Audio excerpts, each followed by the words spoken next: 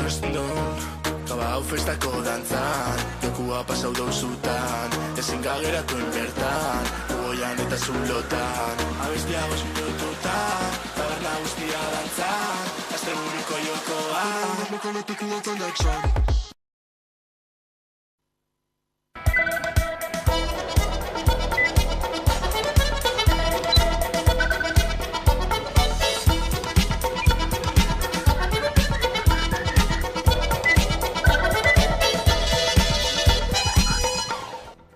Joan den ostegunean, Espainiako Auzitegi Konstituzionalak 2016ko udalen legeren aurka ebatzi zuen.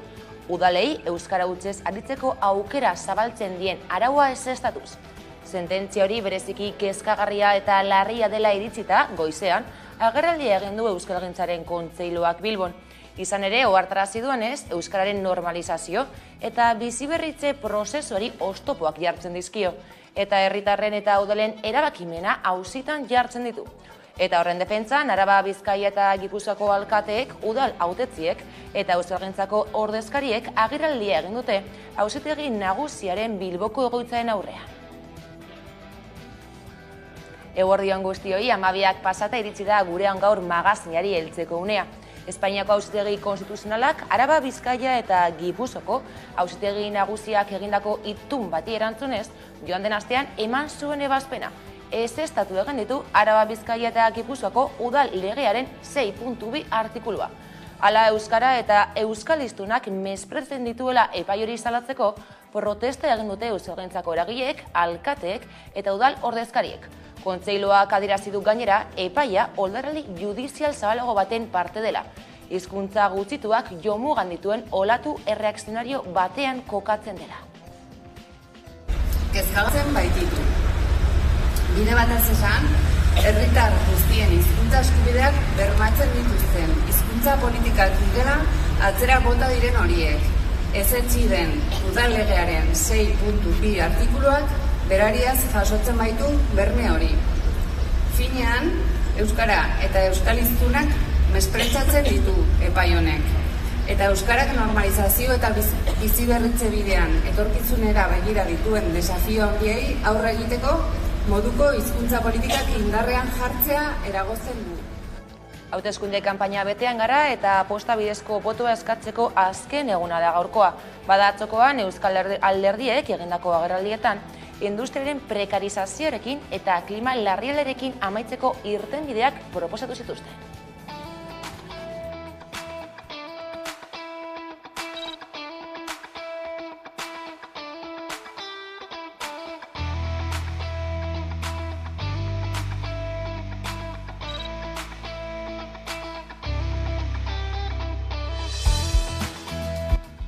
Eskualdeak behar duena benetako berrindustrializazio plana, gazteen enplegu plan bat, larrialdiko laguntzak ostalaritza, merkataritza eta kultura sektore kaltuenentzat.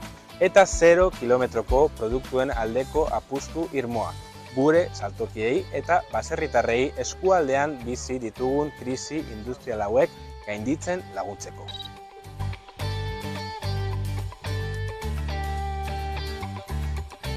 Larrialdi klimatikoak ondorioak ditu, eta ikusi besterik ez dau, azken astean, 3 rekord historiko eman direla munduko temperatura maksimoetan. Ondorio latzak ditu, gure lurraren berotasun honek, gure ekonomian eta baita ere gure osasunean. Gure bizitza arriskuan jartzen ari gara.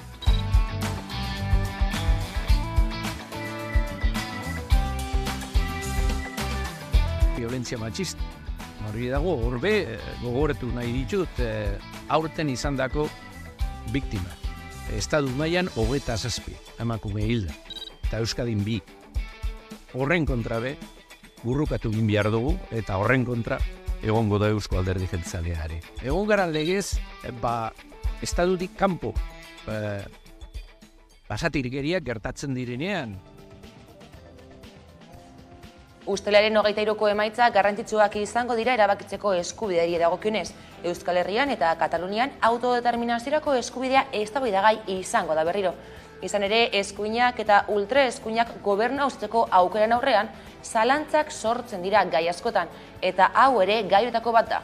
Gure eskuk jendea ahalduntzeko demokrazia sakontzean jartzen du indarra. Hala nazio bakoitzak duen herri izaera mahai gainean jarri behar dela azpimarratu du. Gazte ikusten gure sola zein da, desegiten ez badugu bertan galduko gera. Berandu baino lehen egokia litzateke horri irtenbide bat aurkitzen saiatu eta lortuko bagenu. Horregatik esaten dugu herri erronka dela eta eperik norbere buruari jarri gabe, baina adostasun asko josi beharko ditugu berriro eta guztion artean erabakitzeko bide hori eta prozesua nola egingo dugun irudikatu. Hori urrats garrantzitsua izango litzateke datozen urteetan.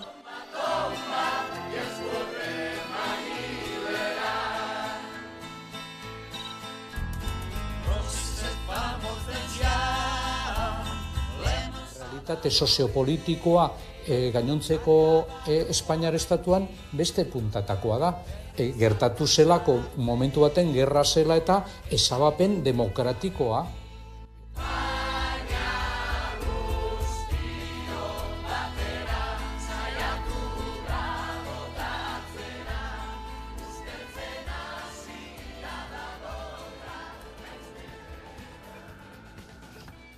Sanferminak amaitzear daude, 2 egun besterik ez dira falta, baina oraindik gauza asko ikusteko eta egiteko dago. Horien artean, herri kirolak oso ezagunak dira Sanferminetan eguerdiro egiten dira erakustaldi eta txapelketak. Eta bertan dugu Leire Martínez lankidea, kaixo Leire! Kaixo, Aiara, zer moduz? Izuk aski ongi erran duzun gixan, festak aintzineratu zoaz, eta 2 egun besterik ez dira falta, egun triste hori iristeko, Sanferminak akitzeko. Baina, ez inkieta, ez triste paratu, oraindik ere 2 egun luze eta zabal ditugu agenda potoloa, eta horien artean, eguerdiro, hemen, Foruen plazan egiten den herri kirol, bai exhibizioak eta baita txapelketak ere. Gaur, Harria eta Lastoaren txapelketak izanen dira, eta gero aizkora exhibizioa. Eta ni persona privilegiatu batekin elkartu naiz gaur. Bera da Nerea Sorondo, berakoa, eta justoki proklamatu da, Nafarroko txapelketan aizkora txapelduna. Kaixo, bai. Larun batean izan ginen txapelketa eta nik irabazi nuen. Hori da, Sanferminetan Nafarroko txapelketak ospatzen dira eta horien artean aizkorarena izan zen, nola izan zen txapelketa? Beru asko pasak ginen, lemizko gunean izan zen eta lemizko beru hauek aizki pasatzen dugu, baina, ungiatzea zen gauza horrean, ez dut kexatu berko. Sanferminetan ospatzen da Nafarroko txapelketan, nolakoa da plaza hau? Plaza hau berezia, Nafarrentzat, beti Sanfermina, gainera urte hauetan ez dugula auki, oso berezia da, Iruñak apostu ondia egiten du erkiroten alde. Eta hoxe, plaza berezia zen gauetan juerga pixkot egiten da, eta egunez nabaritzen da usai hori garbitasuna, eta pixkot, bai. Dena den jendea unitz urbiltzen da, ez da? Bai, egunero jende askotortzen da, azkenian uainik batez ere kanpotarrentzat eta berezia da errekirola, eta gu konten. Bera gaur lasaixiago ibiliko zara, gaur erakustaldia besterik gabe, baina nik ustut lehenbizikoa dela Nafarroko txapeldun proklamatu duta gero, Bai, gaur saiago ibilko gara, baina beti ere irabaztea gustatzen zaigu eta gaur orea dugu jokoan, así que saiatuko gara gurra ematen. Ederkin erea, joan da dia oso ongi, hemendik aintzina ez dakit plan duzun, edo... Sanferminak ongi bukatu, bihar ere ekitaldia dago, gaztetxoak ari da aizkoran, eta, uda guztian exhibizioak eta horrela, osake gustora. Ederki, erranako aian da dia super ongi. Eskertzori. Eskerrik asko Leire gurekin izateagatik eta Sanfermina bukatzea rode, baina segi disfrutatzen zuek bai. Esker mile. Eta Nafarratik iparraldera zehazkakoek bezala beste ikasleek ere brebeta euskaraz egitea galde egin du Euskal Konfederazioak. Euskal Konfederazioak 2024tik aurrera zehazkakoek bezala irakaskuntza sare guztako ikasleek brebeta euskaraz egiteko eskubidea izan dezaten eskatu du. Gure eskubideak errespetatuak izan daitezen exigitzen dugu. Basoetan brebeta euskaraz!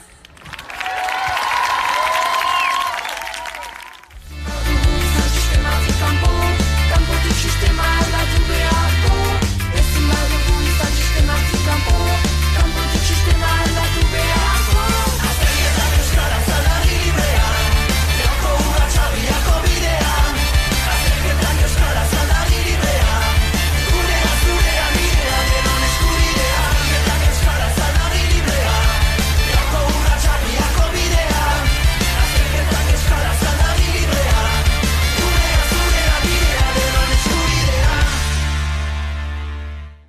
Eta albiste honak ditugu Europatik. Natura leheneratzeko legea onartu du Europako Parlamentuak. Behin betiko testua adosteko negoziazioekin ekin behar diete orain, Europarlamentuak, Batasuneko kiderien gobernu nazionalek eta Europako batzordeak. Legeak helburu du 2030erako ekosistemen 120% leheneratzea. Udane Arbea. Natura leheneratzeko legeak argi berdea jaso du Europako Parlamentuan. Europako batzordeak iaz aurkeztutako lege proiektua da, eta asteazken honetan bozkatu dute aldeko 336 bozkarekin kontrako 313 abstentzio. Esta ley dice que necesitamos restaurar ecosistemas y hábitats. Bruselak ezinbesteko jotzen du klima aldaketaren ondorioak arintzeko, eta 2030erako Europar Batasuneko ekosistema kaltetuen 120% leheneratza du helburu. Eta 2050erako ekosistemen 100% leheneratu nahi da. Va a recuperar el buen funcionamiento de los ecosistemas, que es de donde provienen los recursos.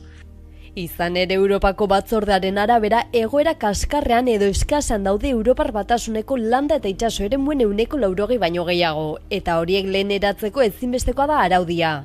El 84% de los cultivos depende de la polinización por insectos, y estos están desapareciendo. El 70% de los suelos están degradados, lo que pone en peligro la producción y disponibilidad de alimentos y deja a los agroecosistemas más expuestos a daños por eventos climáticos extremos. Legea onartuta orain Europako Parlamentuko negoziatzaileen, Gobernu Nazionalen eta Europako Batzordearen arteko 3 aldeko negoziazioetara igaroko da, behin betiko testu bat adosteko.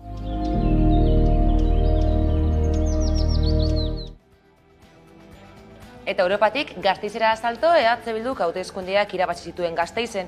Hori dela eta alderdi soberanistak erabaki behar du nork edo nortzuek botako duten abuztuaren 4an Txupinazoa. San Migueleko balkoian da Nerea García lankidea. Kaixo, gaur iragarri dute txupineroak nortzuk izango diren, ezta? Kaixo, eguerdion Aiara, bai, hala da, hemen gaude, San Miguel Elizako balkoian eta aipatu duzunez, EH Bilduk iragarri du gaur nortzuek botako duten abuztuaren 4an Txupinazoa, eta hemen izango dira abuztuaren 4an Eider Egaña, Gloriosako atezaina, Victor Laguardia, Deportibo Alaveseko kapitaina, Raúl, eta Aratzko Ralejo, eta Leire Ruiz de Apodaca, Arabako Garraziko ordezkariak.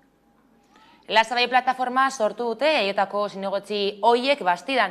Edu Barinaga Bastidako alkategaiak EH Bildurekin ez zuen sinatu akordioa eta karguari uko egin zion.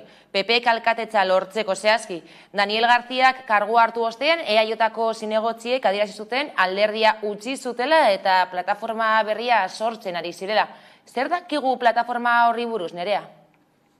Lasa bai izendatu dute oposizioko plataforma, ez dute zentsura moziorik aurkeztuko, baina 2027erako hauteskundetan marka independente horrekin lehiatuko dira. Legealdi honetan oposizioan izango dira EH Bildurekin batera, izan ere EAJak zinegotzirik gabe geratu da Bastidan. Aintzane Prieto, Kalain Quintanak eta Jose Manuel Kañok gogor salatu zuten alkatetza PPri errazteko erabakia. Euskadiko buru batzarraren erabakiaren ostean 3 utzi zuten alderdia eta plataforma independentea eratzea adostu zuten. Bastidako EAJako 3 zinegotzi hoiek Lasabai plataforma eratu dute. Izenaren jatorria Bastida eta Gatzagaburadon gaztelaniazko toponimoak dira. Plataforma berriko kideek jakinarazi dute PPko alkate Daniel Garziak akordio bat proposatu diela, nekazaritza zinegotzia eskainiz, baina udal gobernuan sartzeari uko egin diote. Nola nahi ere ez dute zentsura moziorik aurkeztuko eta 2027 arte oposizioan izango dira. Hori bai, hurrengo hauteskundeetan marka independente horrekin lehiatuko dira.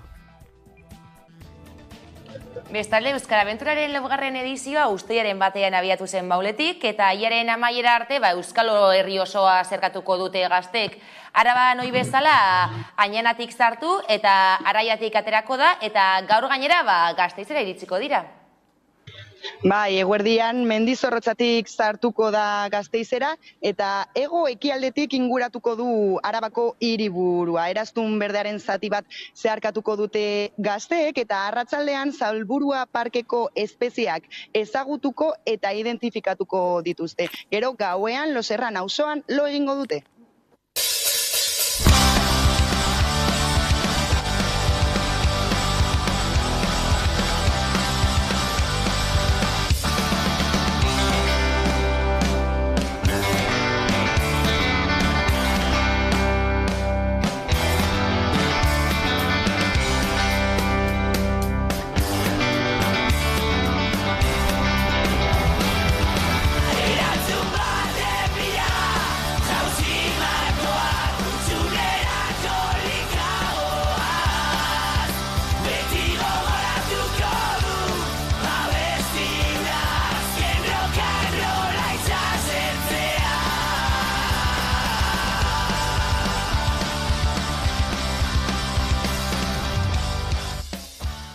Dira goiz partean egiten dugu etapatxu bat, 15-20 kilometro ingurukoa, egunaren arabera, eta 8 inguru urteten gara, eta eguerdirako ja egotin dira gazte guztiak biltzeko puntuan, bazkaltzen dugu, eta arratsaldetan eukiten dugu sedukiak.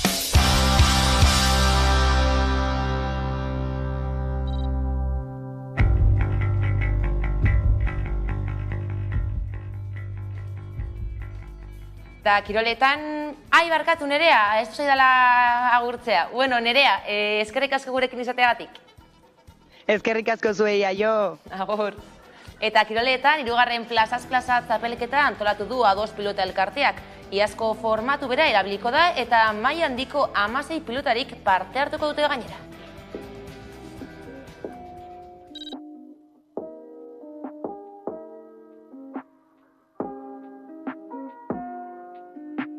Eta hau ja 3. edizioa da, aurten oso indartsu ikusten duzuenez bueltatzen ga, eta gogo handikin herritako plaza hoita gure pilotan soinu hori eramateko, ez?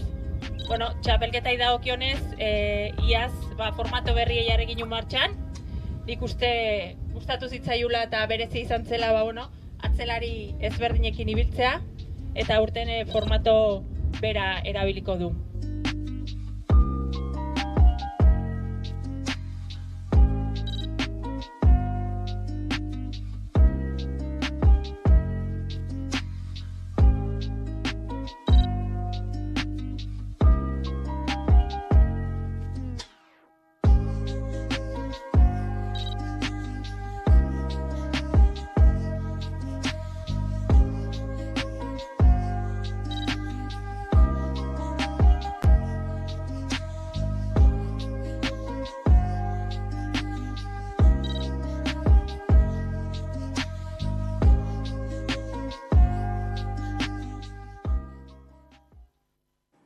Eta kulturari jauzi, ostegunero legez, hemen Hamaika telebistan musika zuzenean programaren txanda da gaueko 10:00.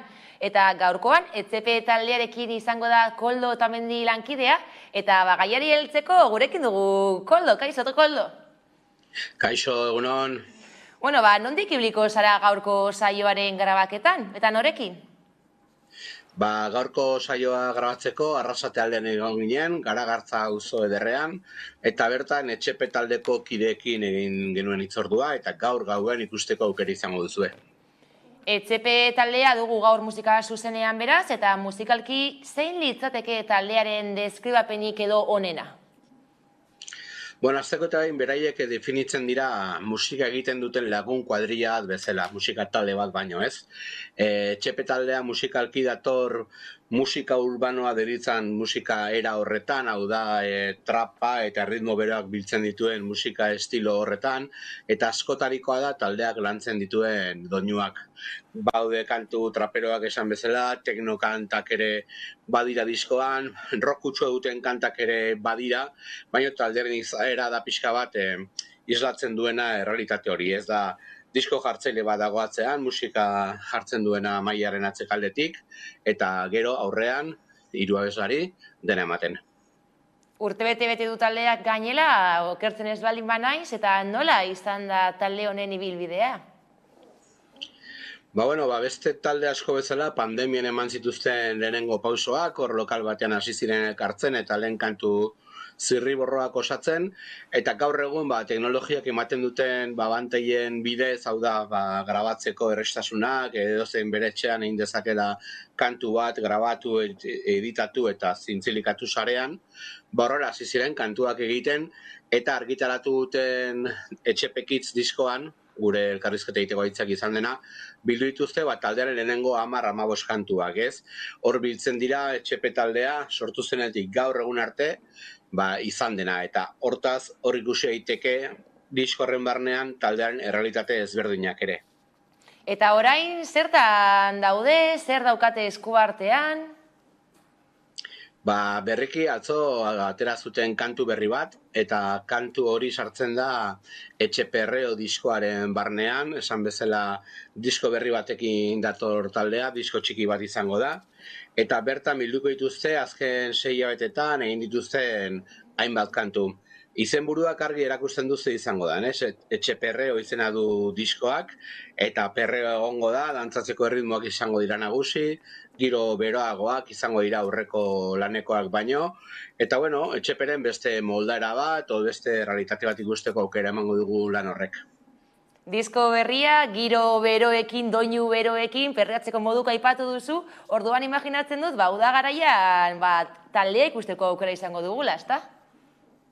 Dagoeneko eman dituzte hainbat emanaldi, negu partean ibili dira aretoetako jira egiten, udara honetan hainbat emanaldi egin dituzte arrakastatsuak, esan adibidez Arrasaten eman zutena, edo beste hainbat lekutan ibili direlako, eta asteburu honetan Aretxabaletako jaitan izango dira zuzenean, eta guztuan beste itzordu importante bat daukate Bilboko aste nagusian.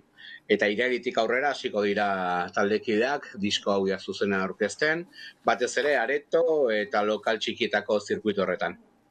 Eskerrik asko Koldo, Otamendi gurekin izateagatik, eta hori gogoratu, gaur gauean 10:00 musika zuzenean programa dugula hemen Amaikan, eta gainera Etxepe taldearekin izango zarela. Eskerrik asko Koldo.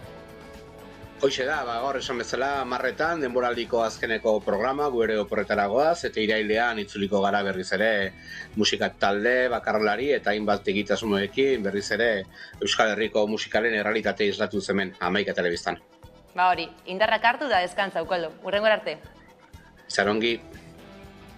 Hala, iritsi da gurean gaur magazinaren lehen atalaren bukaera, eta eguneko elkarrizketa nagusiari heltzeko gaurkoan gurekin izango dugu Underprol, sexu hezitzailea, laizter gara bueltan.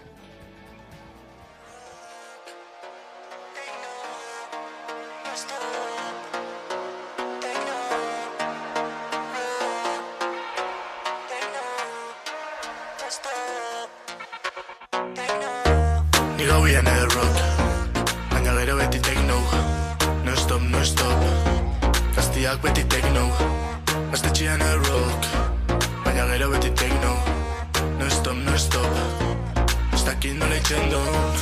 Gaba hau festako dantzan, jokua pasau dauzutan, ezin gageratuen bertan, ugoian eta zulotan. Abestia 5 minututan, taberna guztia dantzan, azte buriko jokoan. Mekolotik ugotan daksan.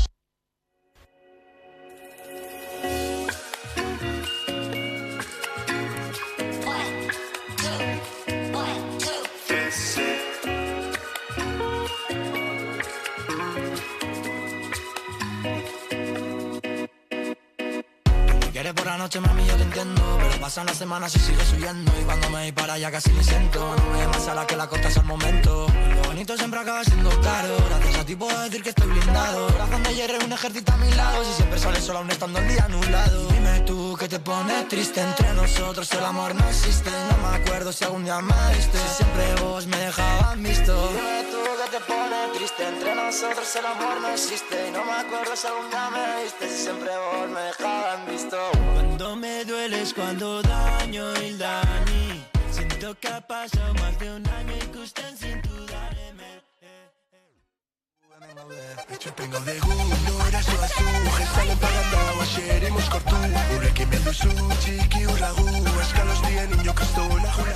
Bueno, hemen gaude geltokin, geltoki proiektua, garai bateko autobus geltoki zaharrean kokaturik dauen proiektu soziala da. Autobus geltoki berria ireki zutenetik 10 urtez itxia egon zen espazio hau, eta duela 5 urte kultur espazio bezala ireki genuen, ekonomia solidarioa eta elikadura burujabetzaren espazioa da, edo bozgorailu den kultur espazioa da.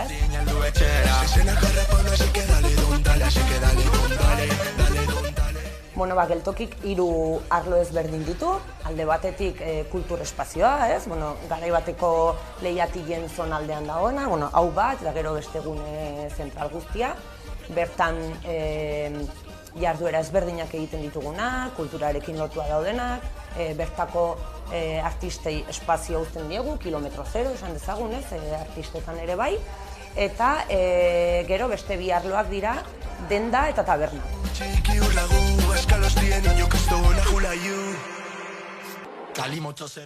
Hau geltokiko denda da eta garai bateko autobus takiletan dago kokatuta. Bi zonaldetan banatuta dago, alde batetik bigarren eskuko arropa eta liburuak, traperos demausekin egiten dugu lan, eta beste aldetik elikagaiak. Elikagaiak ekologikoak, sasoikoak, bertakoak dira. Hemen erdian baditugu frutak eta barazkiak, sasoikoak, eta takiletan baditugu esnekiak, kontserbak, eztia, kakao eta kafea bidezko merkataritzakoa, eta beste hainbat gauza ere.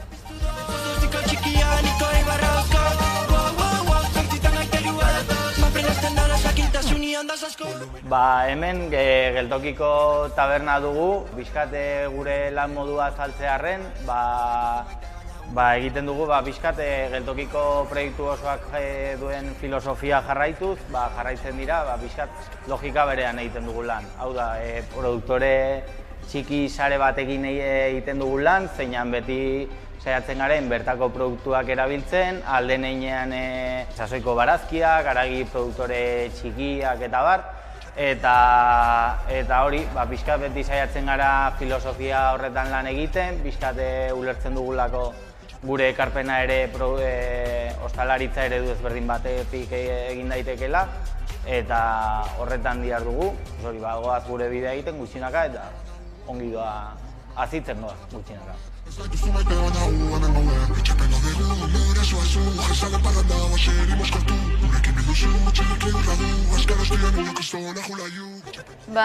Hemen parte zentrala deitzen dugun honi, jarduera kulturala burutzen dugu batez ere.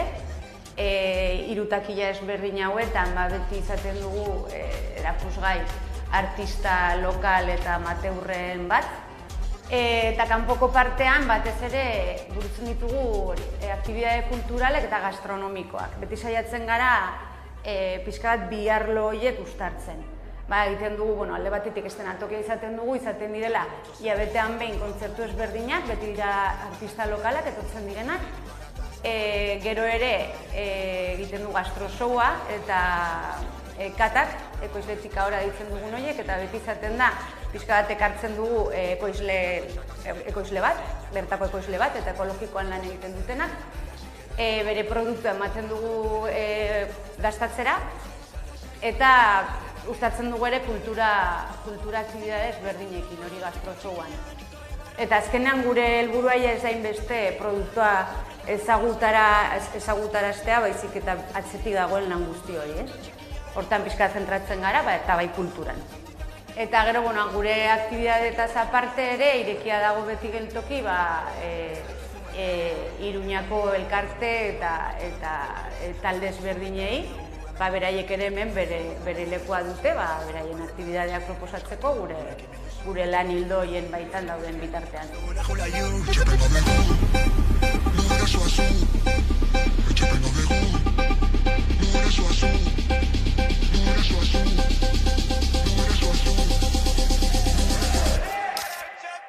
Geltoki sortu zen beste ekonomia bat posible dela ezagutzera emateko, ez? Pertsona erdigunean jartzen duen ekonomia ere, ez? ekonomia kapitalistak pertsonak erabiltzen ditu medio bezala, etekin ekonomikoa ateratzeko, ez? Dirua ekonomia solidarioan aldiz, alderantziz da, ez? Medioa dirua da, baina pertsonaren ongizate batengatik, ez? Guretzako oso garrantzitsua da, bertako ekonomia, bertan gelditzea, eta gure bizi lagunak diren, edo gure familikoak diren ekoizle eta herrietako ekoizle horiek eta adibidez, lan baldintza duin batzuk izatea, eta gure bertako langileek ere lan baldintza duinak izatea. Eta pixka bat, sortu zen hori, eskaparate moduan esan dezagun, ekonomia solidarioa ezagutzera emateko, ez? Eta elikadura burujabetza baita ere.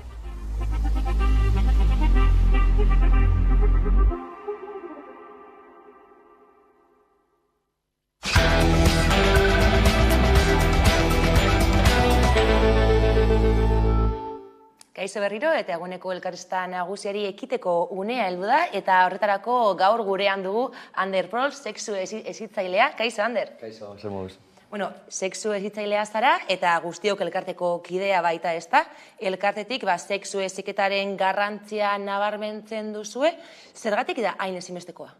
Hombre, azkenean sexualitatea beti ulertu izan dugu harreman sexualen parekide, ez? Baina sexualitatea da giza oro daukan ezaugarri bat jaiotzen garenetik hiltzen garen arte. Orduan alde horretatik gure garapenaren parte den heinean oso garrantzitsua da hau aztertzea, begirada bat emotia eta behar duen garrantzia ematea bebai. Sexualitatea pertsonen berezko baliotzat jotzen duzue eta landu eta ezi egin daitekeelakoan zaudete gainera.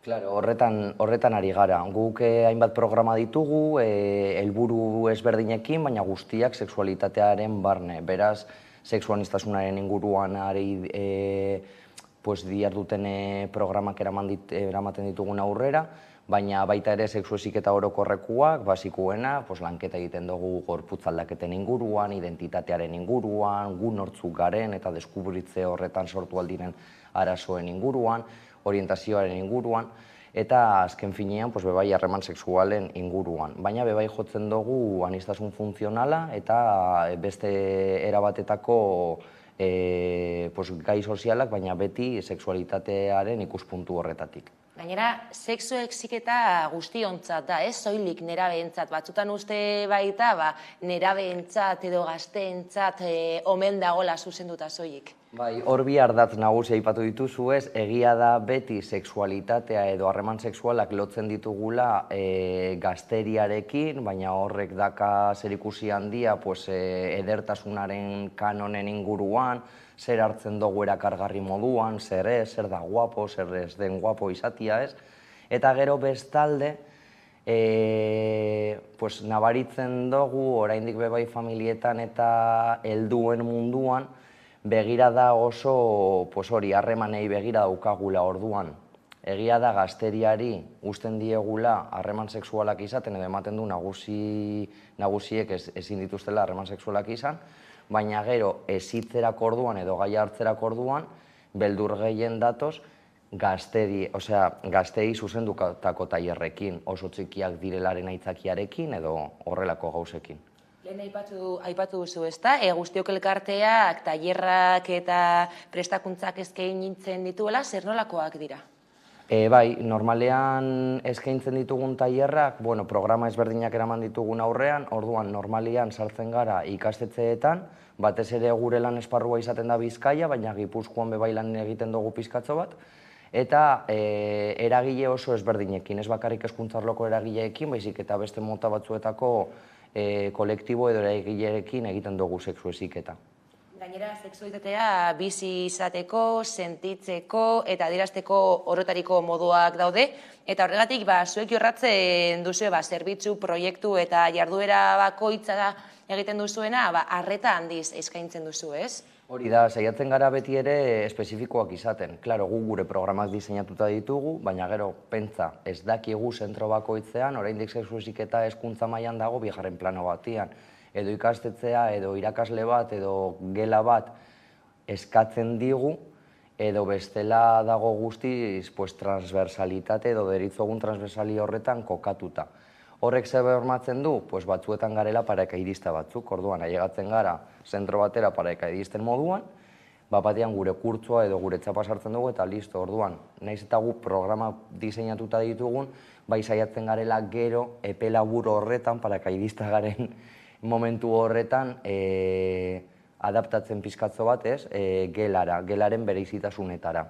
Aipatu du berri duzu, ezta? Eskola eta institutuetan prestakuntzak edo ikastaroak ematen dituzuela, baina egia da batzutan gabeziak daudela, ez? Nahikoa da saio batekin, bi saiorekin, agian ikastaroen iraupena, maiztasuna, gaiak, ez dakit? Bai, esan bezala, gu oso programa ezberdinak eskaintzen ditugu. Badaude ikastetxe batzu bakarri deitzen digutela bi saiotxo emoteko, 2 ordukoak imaginau, guztira 4 ordu. Klaro, zuk imaginau sexualitatea bezalako gai potolo batekin norarte ailegatzen gara 4 ordukin.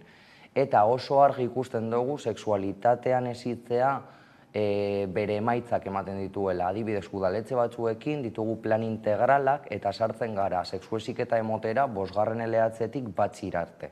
Zer bermatzen du horrek? Gaiak, sexualitatearen gai potolo horiek, pizkat desengranatzea edo biderkatzea, eta adaptatzea adin bakoitzera. Orduan, bermatzen dugu pertsona bakoitzak, ikasle bakoitzak, gazte bakoitzak, izatia behintzat pinzelada batzuk sexualitatearen inguruan kurtzoz-kurtzoka.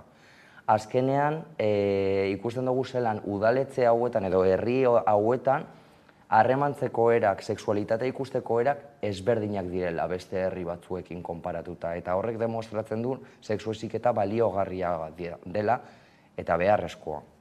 Beharrezkoa eta baliagarria sexu heziketak eta gainera hezkuntzaren parte izan beharko luke, ezta?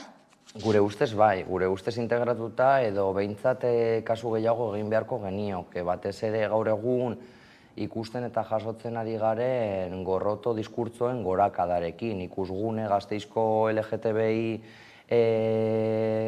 behatokia argi utzi du bere azkenengo informian.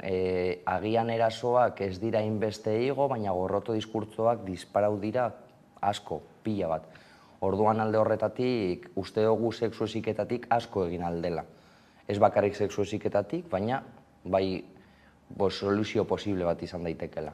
Etapa guztietako ikasle eta irakasleak trebatzen dituzue, zeintzuk dira orokorrean edo lantzen dituzuen gaiak? Normalean ikasleekin sartzen garenean esandakoa. Gelaren arabera, ikastetxearen arabera, bai saiatzen garela adaptatzen eta programa egokitzen. 5. eta 6. eleatzen, adibidez gehiago lantzen ditugu gorputz aldaketak, bakoitzaren identitatearen deskubrimendu hori, pizkatxo bat zer den mutila izatea, zer den neska izatea, ea bakarrik horiek diren aukera bakarrak bizitza honetan edo gure kulturan. Eta gero bebai harremanei ematen diegu garrantzia, baina ez harreman sexualei soilik, baizik eta denok harreman anitzei, harremantzeko ditugun erei. Gero ja institutoan gehiago sartzen dugu genero perspektiba eta aniztasunaren perspektiba. Baina batez ere saiatzen gara hoitzen gela bakoitzera. Azkenian leku bakoitzean bebai gazteek eskatzen digutena edo dituzten dudak ezberdinak izaten dira. Baina bai sakotzen dugula gehiago harreman sexualetan, zer dira harreman sexualak, ze ulertzen dugu harreman sexual moduan, foiatzea eta harreman sexuala berdina da, zeri deitzen diogu foiatzea gizartean, eta pizkatzoa kontu hoiei. Irakasliekin, guztioketik beste elkarte batzuekin batera, kudeatzen dugu berdindu zerbitzua. Dela Eusko Jaurlaritzako aniztasunari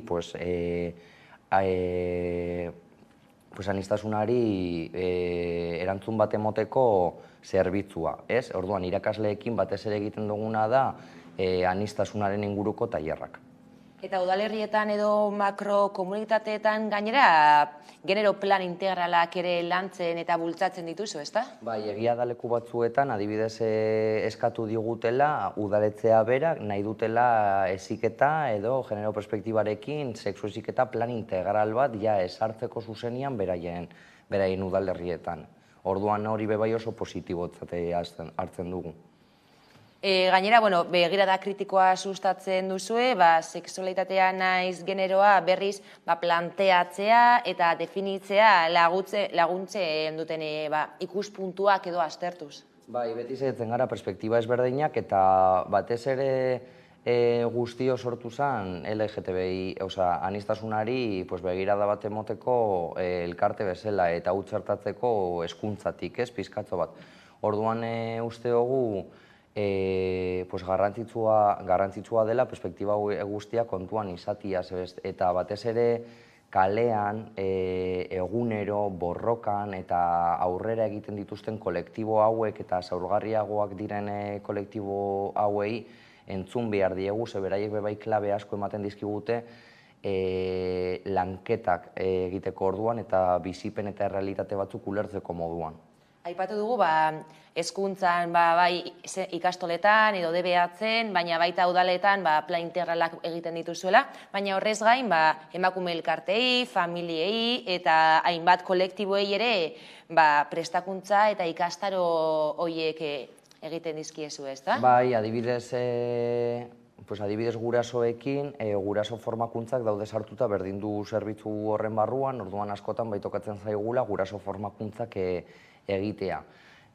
Nahi eta gogoa badago guraso batzuen partetik eta hori eskertzekoa da, baina egia da oraindik beldur asko dituztela familia gaia eta jarraitzen dela tabu izaten. Orain dela gutxi argitaratu zen informe bat, esaten zuena Estatu Espainoleko gaztien artean harreman sexual gehitziago zituztela, baina gehiago hitz egiten zela gaiaren inguruan, ez? Eta da pizkatxo bat helduagoa den generazio horiei gertatzen zitzaion kontrakoa. Sexualitatea zen oso tabu, baina denok ematen zuen mantendu behar genituela harreman sexualak derrigorrez, ez? Ze helburua zein zen ugalketa. Orain garrantzi handiagoa ematen diogu plazerrari. Baina plazerrari garrantzia emotea bebai ez du esan nahi denbora guztian egon behar garela plazer sexuala bizitzen, baizik eta askatasunaz hitz egiten baldin badugu, da bakoitzaren askatasuna erabakitzeko zein da berak harremandu nahi duen era, norekin, zeinekin, ze eratan, eta bera mundu honetan nor den edo nola definitzen den daukan askatasuna, sexualitateari begira.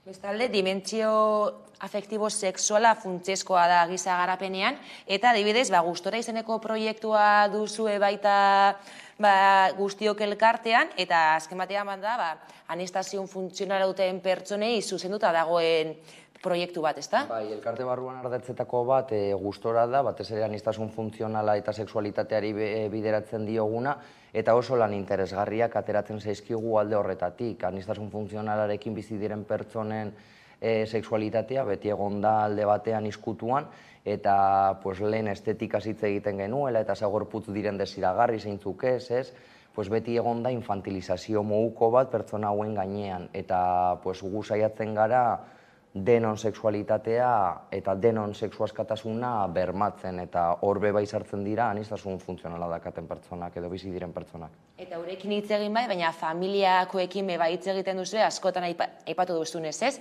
Izkutatuta egon delako anistasun funtzionala duten pertsonen erlazioak edo, ezta? Guraso horiek dituzten dudak izan daitezken edo ezin guraso dakaten duda, zer egin ere adingabetu honekin, zelan lagundu, zelan akonpainau, zelan egon ondoan, orduan gutxi gora bera izaten dira galdera eta arazo berdina. Ze gertatzen da, anistasun funtzionalarekin bizi diren gaztetxoen artean autonomia maila izan daitekela basuagoa, eta horrek biktimizazioarekin, estigma eta estereotipoekin batera, sor lezake pentsatzea asexualak direla, edo beti pentsatzen dugu hori, ez? Pertsona hauek hemen daude, bai, bizitzea posik, baina hori infantilizazio horretatik dator. Aratuko dugu gai ez orain, erasoei buruz hitz egingo dugu.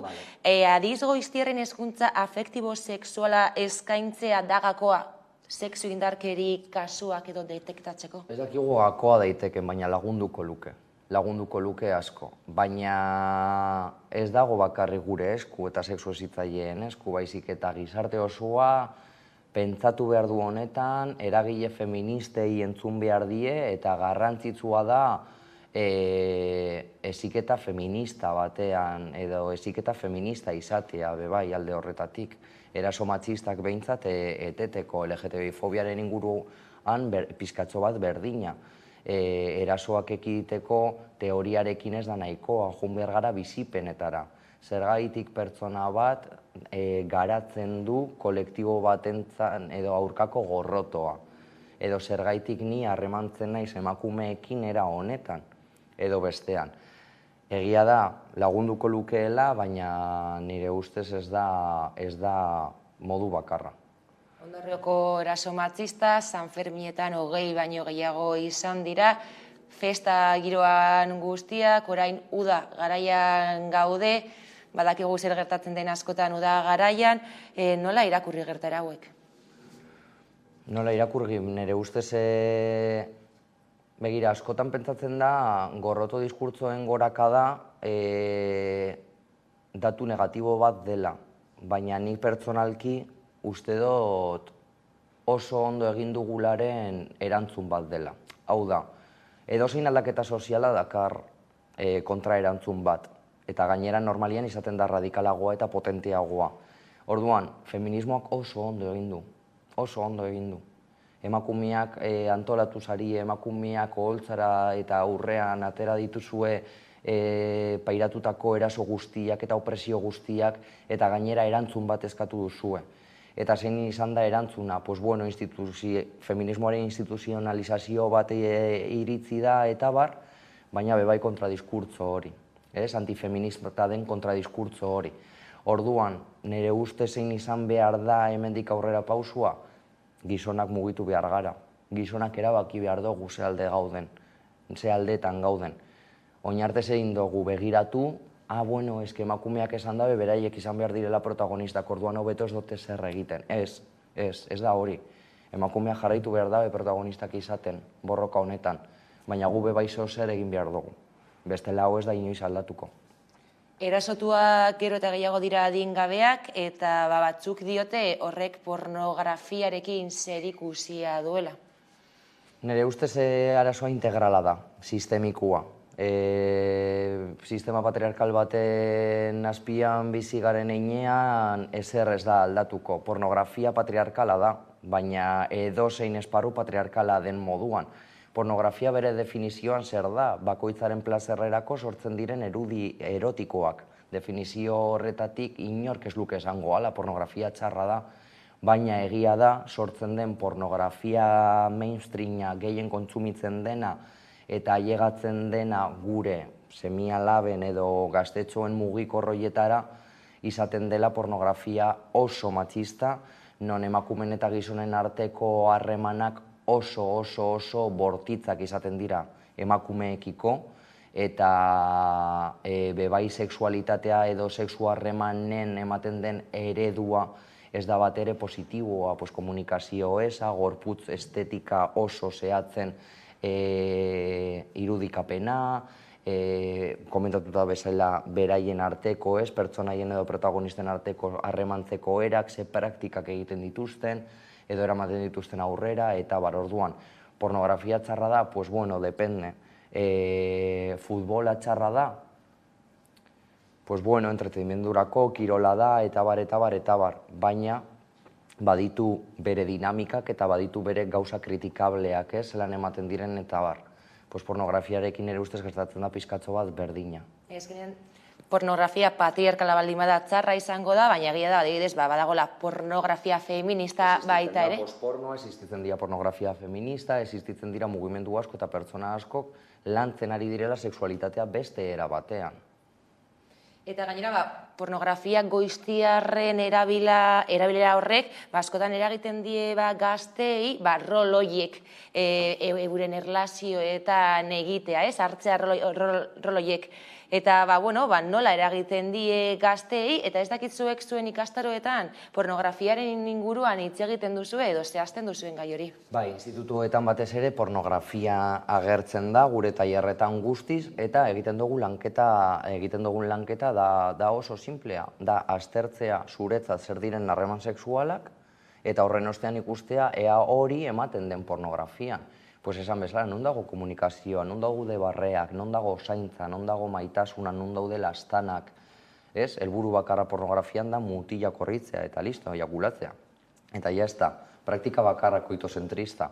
Egia gero daudela milaka kategoria, milaka fetitze, milaka edo zer sartuta hor barruan. Osea, azkenean desioa anitza da, baina bai egia da gure desioak gabiltzala mugatzen praktika eta koreografia oso zehatz batera.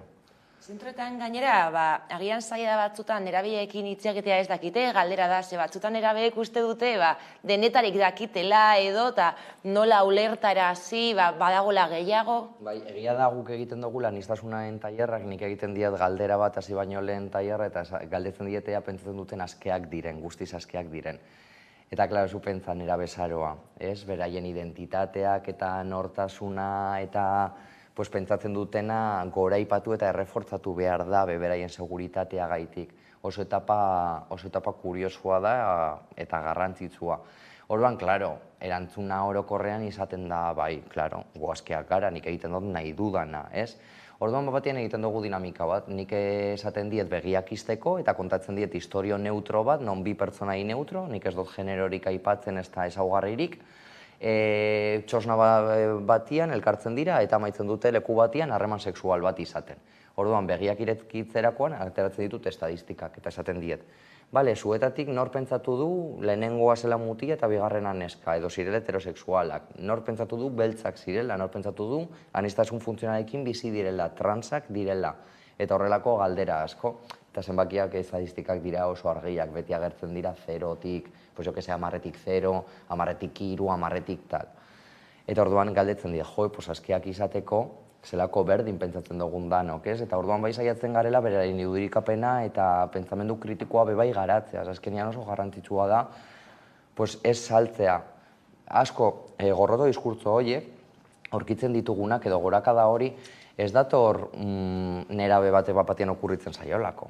Osa, hori ikasi du, nunbaiten irakurri du, la ley de solo si es una mierda, edo horrelako gauzak, ez? Orduan botatzen dizute edo, ya no hay libertad de expresión. Hori badakigun undik datorren.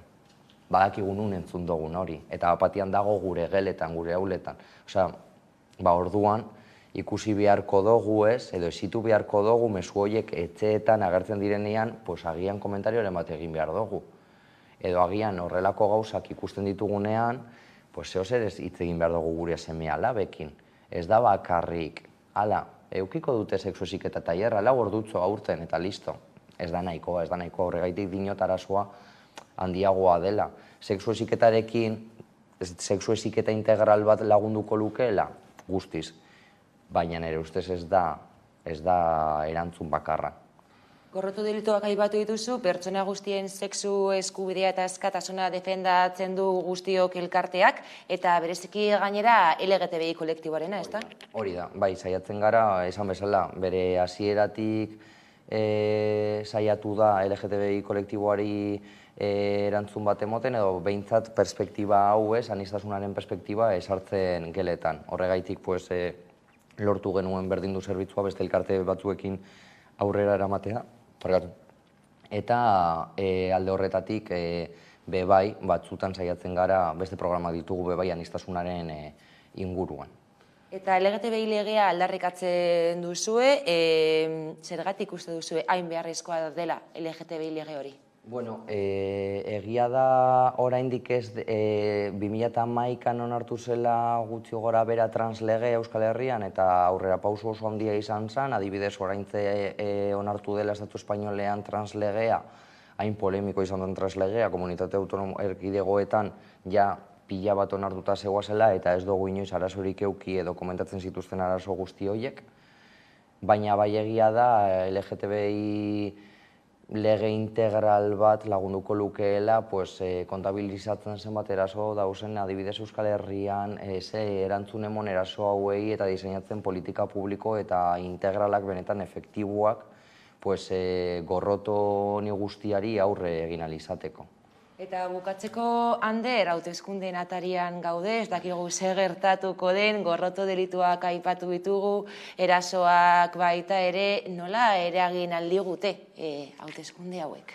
Pues hombre, ikusi dugu zelako partiduak orkesten dira eta zein da bakoitzaren programa, ez? Ez da sekretu bat, pues daudela partidu batzuk, gorroto diskurtso horiek aurrera ematen dituztela eta gainera ari direla debate batzuk edo eztabaida batzuk irekitzen orain dela urteak superatuta zegoazela, ez? Eta gizartearen irudikapenian ja astuta zegoazela debate horiek. Berriro horiek irekitzea pues ez da bat ere positiboa. Nere ustez, boska garrantzitsua izan daiteke, baina askoz garrantzitsua iruditzen zait kaleetan, auzoetan, herrietan antolatzea, batzea, hitz egitea gure artean, eta denok argi salatzea hau ez dela zilegizkoa, eta hau ez dela benetako askatasuna. Eta atzera pauso hauekin gu aurrean izango gaituztela beti. Saretzea ezinbestekoa da azken batean, eskerrik asko Ander Flor, sexu hezitzailea eta guztiok elkarteko kidea gurekin izateagatik. Eskerrik asko zuri.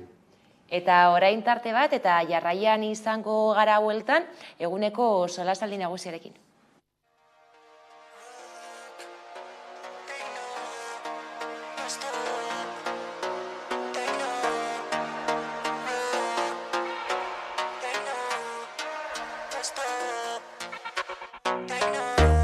Ni gauian edo rock, baina gero beti techno. No stop, no stop, gaztiak beti techno. Gaztetxean edo rock, baina gero beti techno. No stop, no stop, ez dakit nola itxendon. Gaba hau festako dantzan, jokua pasau dauzutan. Ezin gageratuen bertan, gogoian eta zulotan. Abestia 5 minututan, taberna guztia dantzan. Azte buriko jokoan, mokolotik lotan datzan.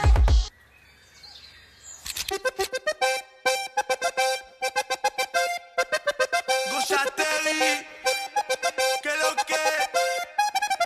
Volumena igota martxan jartzen gare, ez gaituzu maite baina gu hemen gaude. Volumena igota martxan jartzen gare, ez gaituzu maite baina gu hemen gaude. Etxupen gaude gu, no erasoa zu, jezalen parranda guaxeremos kortu. Gurekin belduzu, txiki urragu, eskalos bien niño kristona julaiu.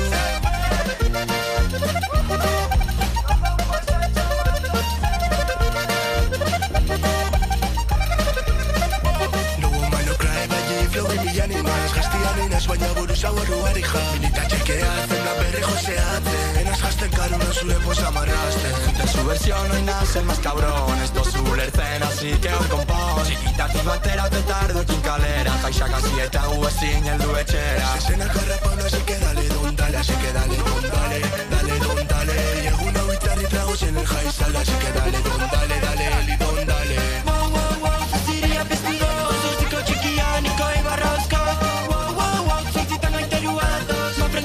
Jakintasuni handaz asko Wow, wow, wow, zaziria piztudo Zuziko txikia niko ibarrauzko Wow, wow, wow, zortzitan gaiterua datoz Maprenazten dala jakintasuni handaz asko Etxepengo degun orazoa zu Jezalen parranda guaxeremos kortu Gurekin belduzu txiki urlagu Askalos dien niño kristona julaiu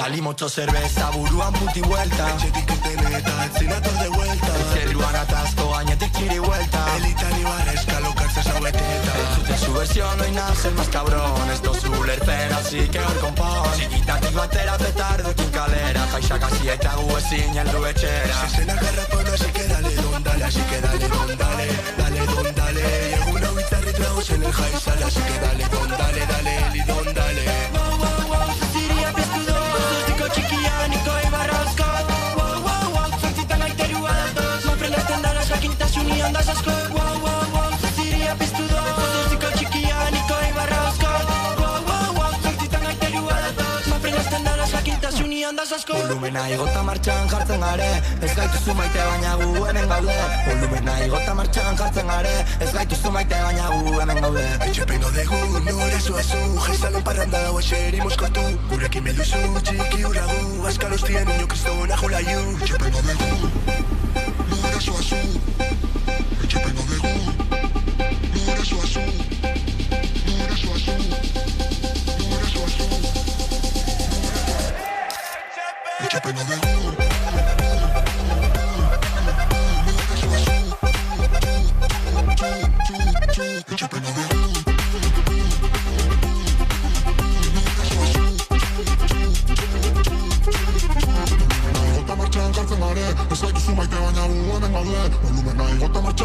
pare, ez gaituzu maite baina hemen gaude. Etxepengo dugu, lore zuazu, jesalen parranda, baseri moskortu. Gurekin bilduzu, txiki urra du, azkar ostian inok ez dola julaiu. Etxepengo dugu, lore zuazu.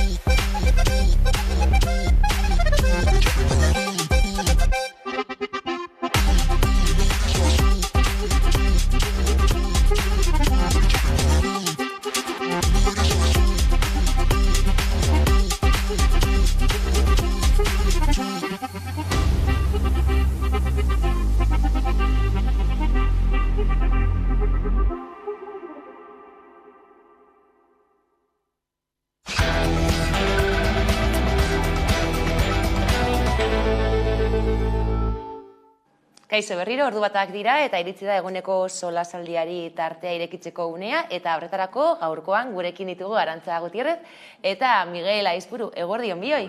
Eguerdion. Bueno, leheneko dut eta behin, Euskalgintzaren Kontseiluak gaurkoan agerraldia egin du Bilbon, izan ere, Araba, Bizkaia eta Gipuzkoako alkateen Euskalgintzaren agerraldia egin dute bertan eta goizeko 11:00 izan da. Eta, besteak beste salatu dute, ez? Auzitegi konstituzionalearen ebazpen hori jarriko dugu bideo bat eta jarraian helduko diogu gaiari.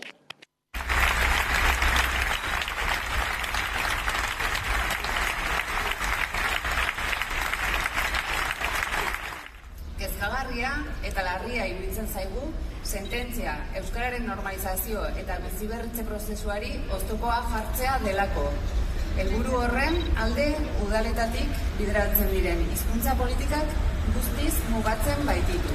Beraz, epai hori euskararen biziberritzearen aurkakoa ez ezik, adostasun sozial handi baten kontrakoa ere bada.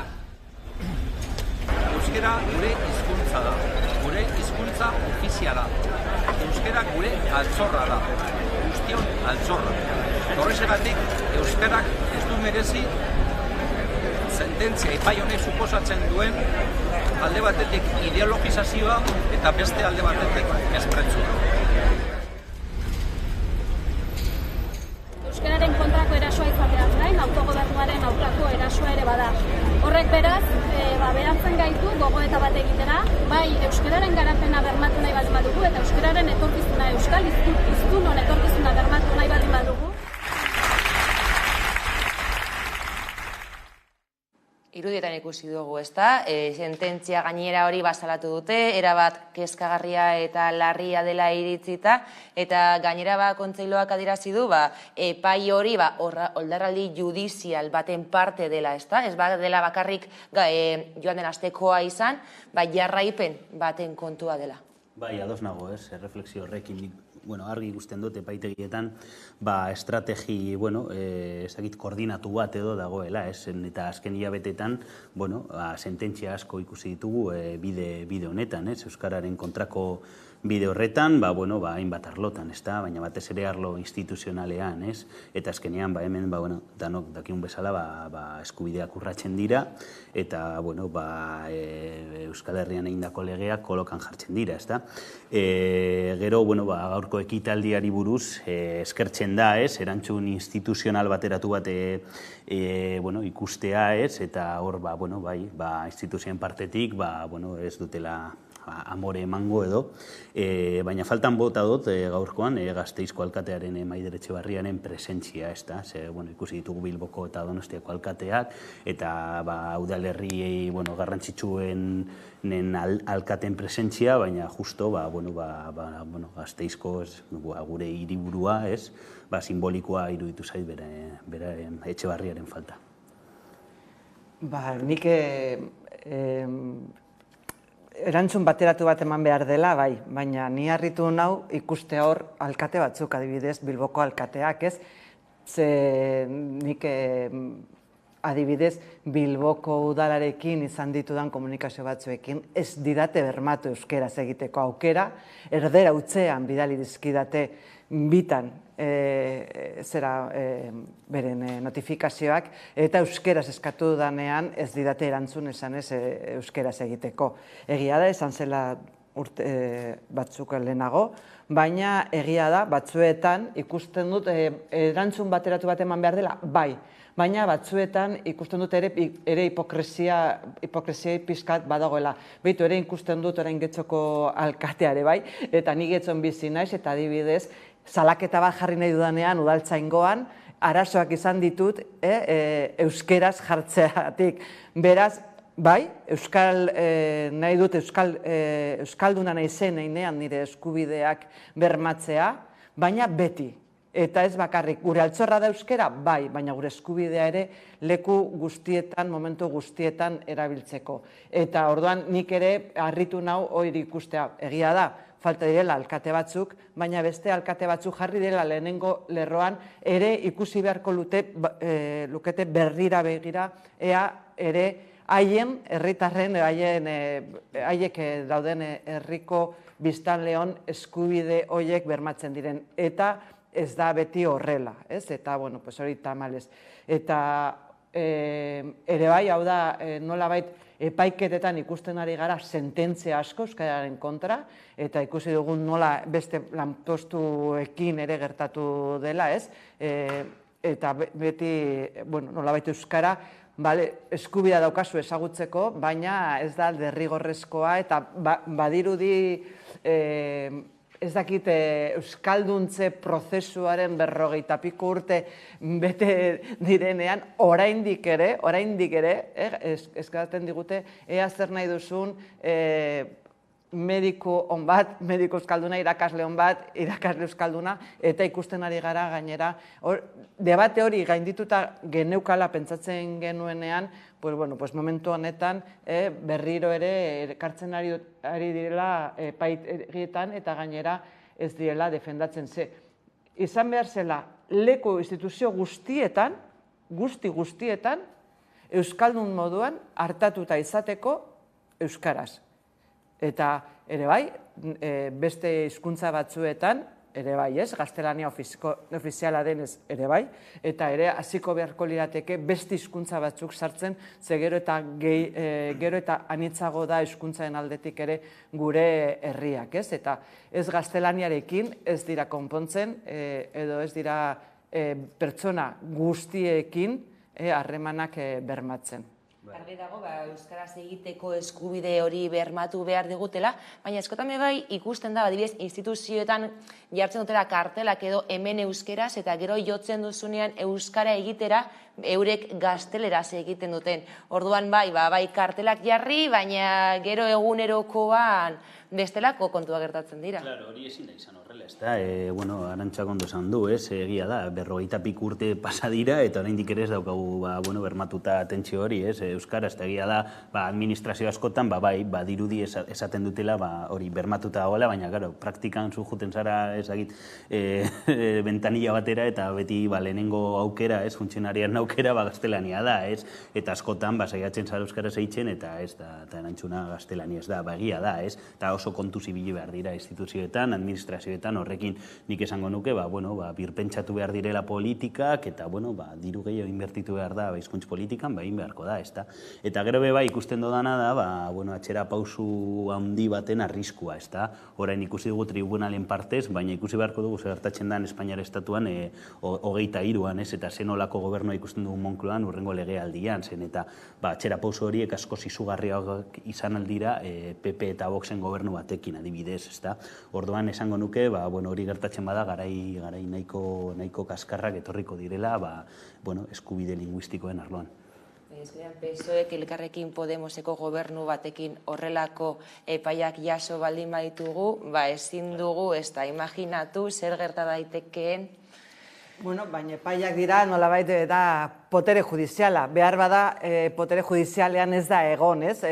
Hori ez, eta esan dugu, adibidez, hor Podemoseko pertsona batzuk ere ez daude, ez da PSren ordezkariak, ez? Eta ere ikusi dugu, egon beharko ziren, ez? Euskara guztion, eskubidea eta guztion altxorra baldin bada, hori ere badela. Eta gero, batzuetan ere esaten dugu, nik ez nuke esango PS Podemosen gobernu batekin bermatuta egongo direla euskara bizitzeko eskubide hori, ez?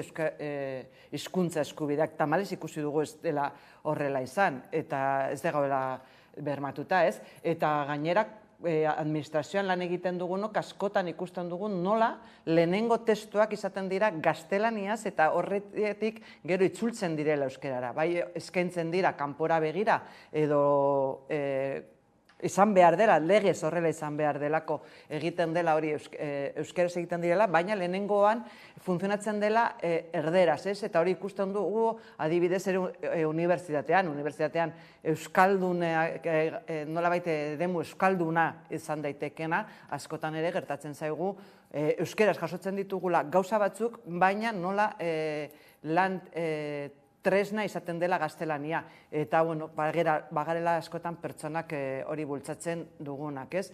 Eta, bueno, nola ez direla bermatzen, beste karreretan, gradu batzuetan, badaudela, esaten dute, oinarrizko edo ikasgai guztia dela euskeraz, baina gero hautazkoak daudenean, batzuetan ez dagoela, eta gainera horretan ere ikusten da, inglesaren eraginez ere ikusten da involuzio bat, euskal hizkuntzan eskubideen inguruan, eta ikusten nahi gara ere hizkuntza legean nola, hirugarren hizkuntza inglesa oso garrantzitsua izan da, eta gainera nik esango nuke euskaldun gehieno garela 3 eledunak edo 4 eledunak gutxienez, gehienak bagarela ez da bakarrik euskeraz egiten dugula, badakizkigu beste hizkuntza batzuk behartuta, eta oso importantea dela beste batzuk ikastea, baina bermatu behar dela, eta gainera etortzen diren pertsonak gurera bizitzera ere, hartu aldutela gaztelania. Ze batzuetan ere,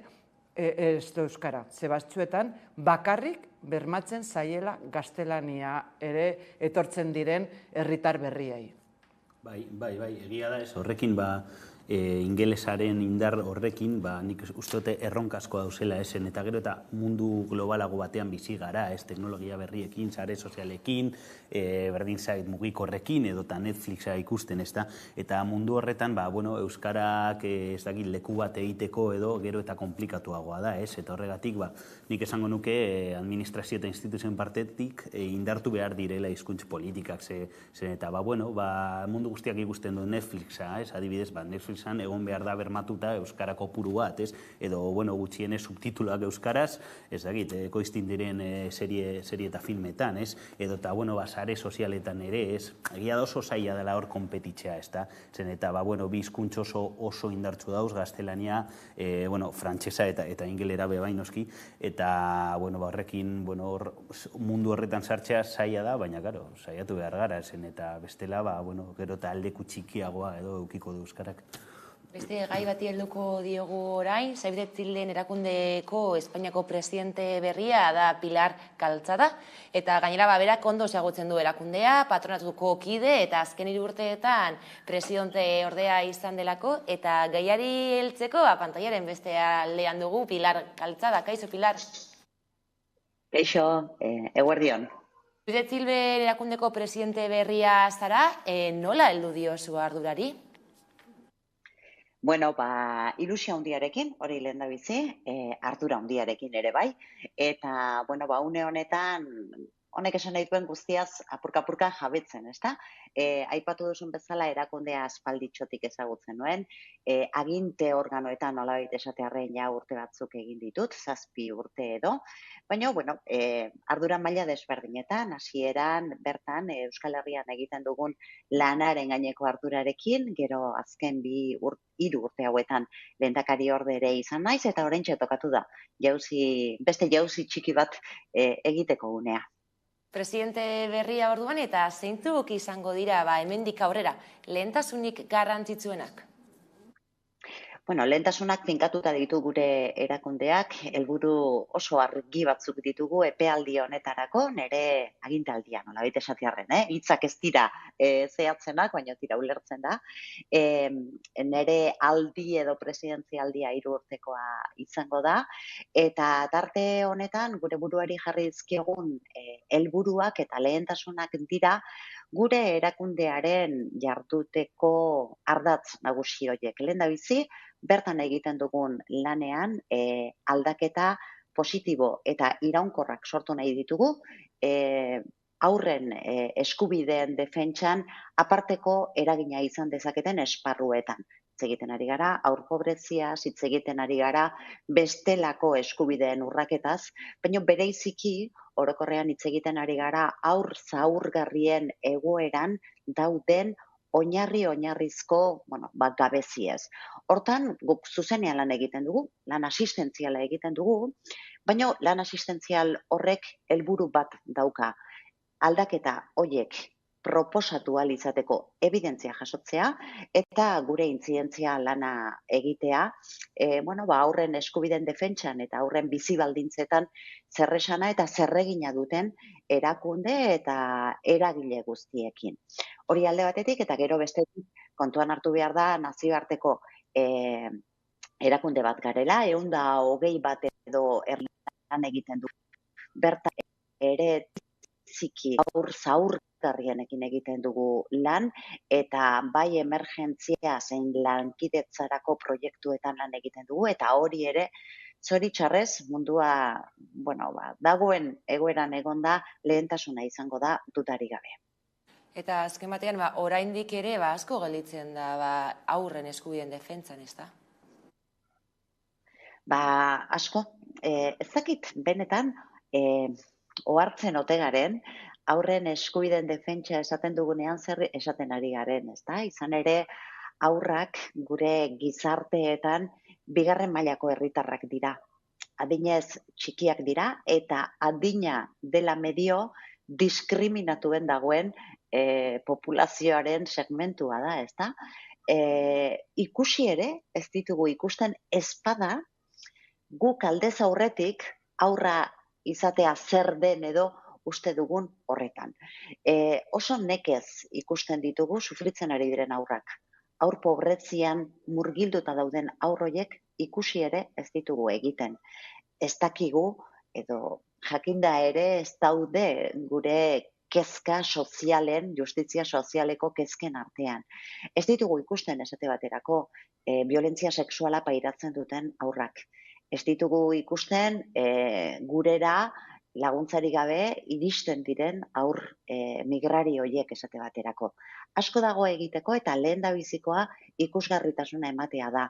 Hau da, eztabaida publikoaren testuinguruan kokatzea aurrak eskubidedun subjektuak direla, beren eskubiden jabe direla eta beraz zor diegula paperek eta lege araudiek aitortzen dieten babes hori gero errealitatean gertatzen ez dena. Ikusezinak direla eta bigarren mailako herritarrak gainera esan duzu, eta gainera adingabei egindako bi sexu abusutik bat familia barruan gertatzen da. Gainera ezagutzen diren kasuak bakarrik dira izeberraren punta, ezta? Bai, eta neurri handi batean ikusgarritasun falta horrekin lotuta dago, ez da? Askotan pentsatzen dugu, gure gizartean oso errotuta dagoen pentsamendua da aurren hezkuntza edo familiari dagokion zerbait dela eta soilik familiari dagokion zerbait dela.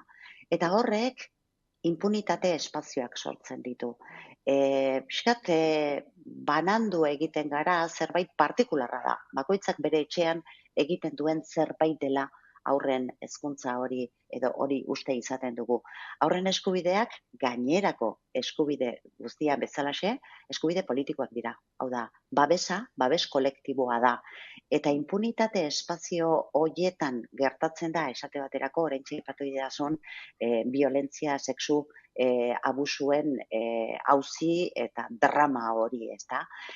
Oso gutxi dakigu, eta dakiguna da salatzeraino iristen diren kasuak ez direla, aipatu duzun bezala, Azerbaijanen erpina edo gailurra baino ez da. Hor azpian dagoen guztia gehiago ikertu eta gehiago babestu eta salatu egin behar da.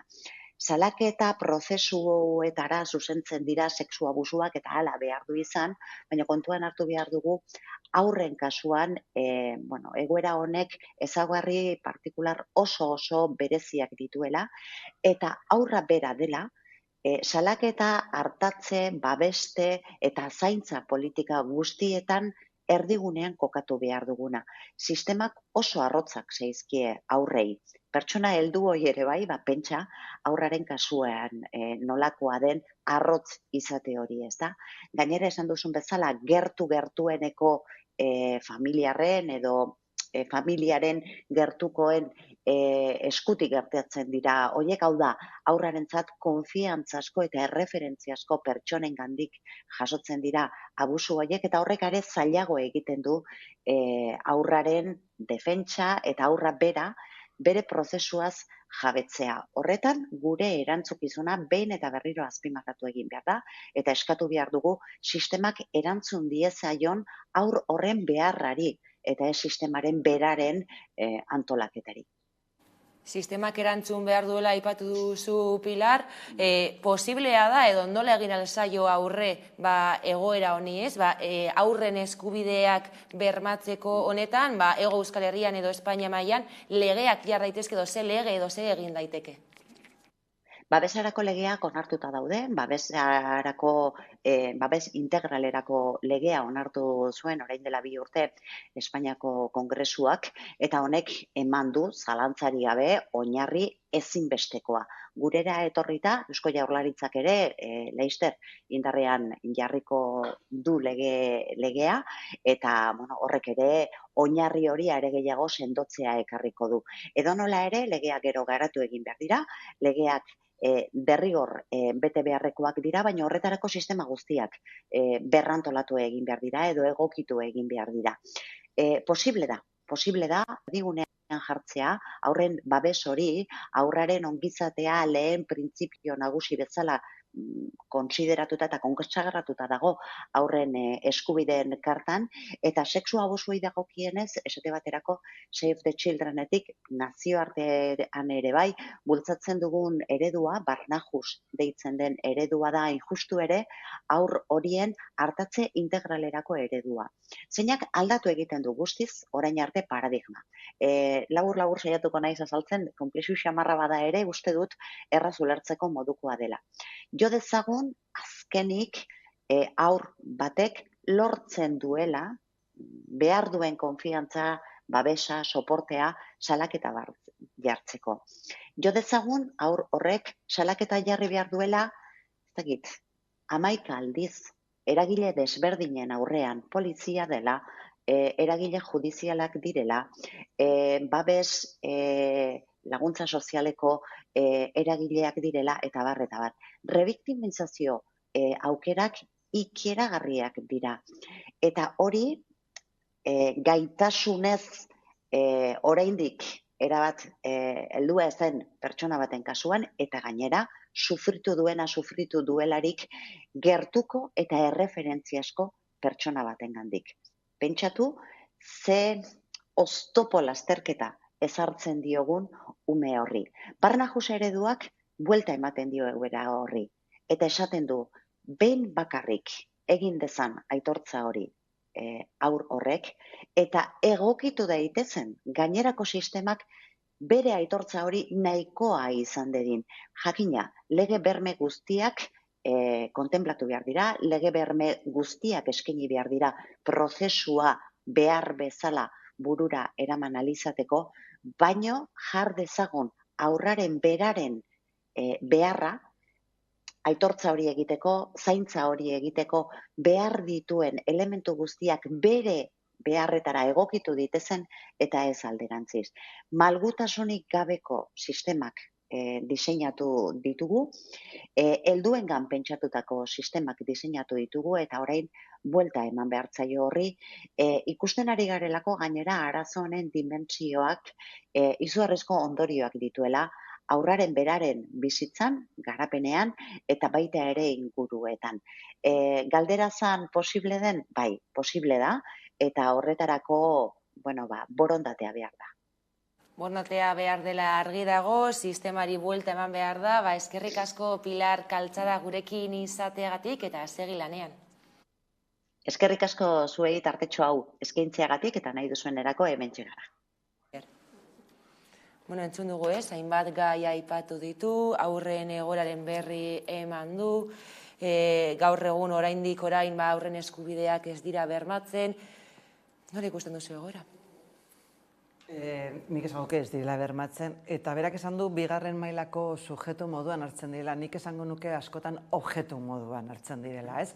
Eta direla txampona aldatzeko, eta hori adibidez ikusten da batzuetan nola sufritzen duten indarkeria bikarioa hainbatetan, nola separazio prozesuetan izaten dira umeak noreekin, bueno, badagoz poliki-poliki horren inguruan, ez? Eta abusuen inguruan ere egia da, unibertsitatean azkenengo boladan ematen ari da horren inguruan formakuntza eta bultzatzen eta hitz egiten hasi da horren inguruan, baina egia da batzuetan pentsa behar dugun alde batetik ume batentzat zaila izan behar dela horrelakorik salatzea. Batzuetan ezin dutela berbalizatu zer gertatzen zaien, ez? Hori alde batetik. Eta gero, emakume batentzat salatzea hain zaila baldin badagoelako dependentzia emozionala, holan, nola ez da gertatuko familia barruan gertatzen denean. Aita batekin, aiton batekin, edo osaba batekin, normalian esaten dut maskulinan, ze normalian esaten da gizonarekiko, nola ez izan, olako dependentzia emozionala dagoenean, nola eskatu alzaio ume hori berbalizatzea. Eta gero, berbalizatzen duenean, ama eta hori hurbiletik ere jarraitzeko tamalez jarraitu izan dut, nola ama horri ikusi duenean eta ama horrek eraman duenean edo beste zenide batek eraman duenean pertsonari eta esan diote hemen horren atzean dagoen honelako abusu bat, kostata egin duenean zerbait, kasu batzuetan epailek beraiek síndrome de alienación parental delakoak aplikatu diote eta esan du nolabait ama kasmatutako gezur bat dela aitaren kontra eta gainera horren inguruan, eta hori ikusi dut hurbiletik nola jartzen da ez bakarrik familiak, baizik eta inguru hurbil batek edo baten alde eta beste baten alde. Eta ez dute entzuten umeari, ez? Ez diote entzuten, daudela esaten honek asmatu duela, eta hori gertatzen baldin bada, indarkeria matxista dagoenean, zalantzan jartzen dela, nola ez da jarriko umeen kasuetan, ez? Orduan, nik uste dut, gero eta gehiago hitz egin behar dela horren inguruan, egia esan nik ikusi du Save the Children egiten duen Barjause programa horrek merme batzuk ematen dituela, segurazki ez da nahikoa eta badago lan handia egiteko horretan, ez? Eta gero, pentsatu behar dugu, umeek sentitzen dutena, esaten ez dutena, benetan baliagarria dela, ez? Eta ez direla txikiak direlako, gutxietxi haien sentimentuak, daukaten beldurrak eta horiek, eta nik uste dut hortik ikusi behar dugula, ze batzuetan gu ere gutxiesten dugu ume bat etortzen dena 5 urterekin, esan ez, maite minduta dagoela, ai, hau, txikia, ez, maite minduta dago. Berdin du, 5 urte, 25 urte, maite minduta dago, eta hori da positiboa, ez? Orduan, kasu horietan ere, entzun behar dira, batzuetan adituen bidez, ze batzuetan guk ere ezin ditugu entzun, umeak hori ere kostatzen zegu, ez daukatelak batzuetan komunikatzeko almenik, ze gainera abusu horiek batzuetan gertatzen dira hitza daukaten baino lehenago. Eta gero, emakumeen kasuan, indarkeria matxistaren kasuetan bezala, mesedez, ez jarri zalantzan hori ez, eta hortik eraiki ea zer gertatu den aztertu behar dela.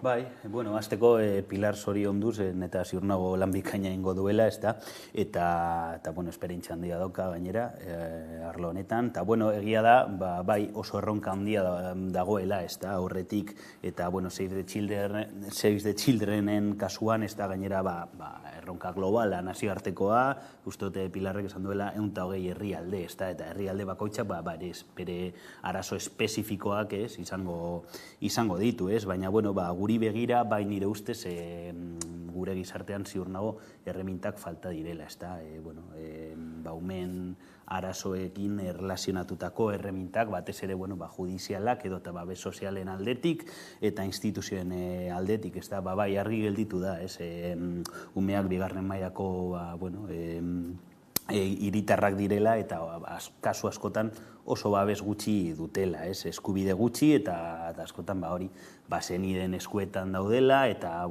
nahiko ez dakit arazo familiarrekin beti erdian eta gehien sufritzen dutenak dira. Orduan, sistemari buelta eman behar zaio, egia da erraza ez dela eta lan asko dagoela aurretik, baina Save the Children bezalako ekimenekin nik uste dut lan handia egiten dutela, baina egia da, gizarte orokorrean birpentsatu behar direla aurrerekin erlazionatutako politika sozialak eta epaitegien aldetik bebai nola jokatzen dan, zen eta kasu askotan umeak guztiz desprotegituak gelditzen dira eta azkenian kalte, konpundu ezin diren kalteak sortzen dira aurrengan. Erasoak aipatu ditugu, aurren kontrako erasoak, orain eraso matxistei buruz hitz egingo dugu. Izan ere, Ondarruan beste eraso matxista bat egon da, San Ferminetan 20 baino gehiago, ze irakurketa egiten dugu? Nik aurreko astean esaten duen, ea San Ferminetan baina jakinda gertatuko zela, eta nola autodefensa feminista beharrezkoa dela beti, eta esaten dugu prestatzen ari garela, herriko jaiak direnean, mugimendu feministatik azten gara mugitzen leku guztietan horrei aurre egiteko, beti desioa da ez gertatzea, baina tamalez gertatzen ari da, eta gainera gero eta gehiago entzuten baldin badugu ez dira existitzen indarkeria matxista, badela beste zera bat, batzuk gainera emakume batzuen ahotan jartzen dute halako azalpenak, zer esango dugu, Eta ez gara itu behar, hori alde batetik eta atera behar gara kalera, lehenengo antolatu behar gara halakoak ez gertatzeko, gertatzen direnean ere antolatu behar gara horrei aurre egiteko, eta zentzu horretan, esan behar dut, San Ferminetako eraso baten inguruan, hitz egin zuela entzun nion nola jasan izan zuen erasoa jasan zuen neska batek kontatzen zuela zelan gertatu zitzaion taberna batean eta nola tabernari atera zen eta nola, funtzionatu zela eta horrela izan behar dela. Eta ez dugu gainera minimizatu behar edo zer eraso zera, ze batzuetaz, hori minimizatzen, hortik hasten baldin bagara, gero eske nolabait, zilegitasuna ematen diogu beste zerbaiti. Ez dugu, ez badun nahi, ez du nahi, ezke ni ez noa bizitzatik jendeari ukitzen edo musukatzen edo holan, hortik abiatuta. Ez dela larria, ez dela larriena, baina hortik hasi behar gara, eta nolabait, ez dugu hartu behar, ez da izan behar jaietan badakigu gertatuko dira eta zenbakiak izatea, ze zenbakiak baldin badira azkenean ohitu egiten gara eta zenbakiak dira, erantzun behar dela kalean, erantzuna izan behar da nolabait bai mugimendu feminista eta instituzioak batera, eta gero ere ez da gertatu behar, pasaden urtean gertatu zen bezala leku batzuetan non instituzioek nolabait gainera mugimendu feministaren kontra egin zutela hori autodefensa feminista montatzeagatik. Nolabait emakumeok eta zentzu horretan mugimendu feminista bada nolabait interes handiena duena hori aurre egiteko eta mesedez instituzioek egin behar dutena da lagundu eta egon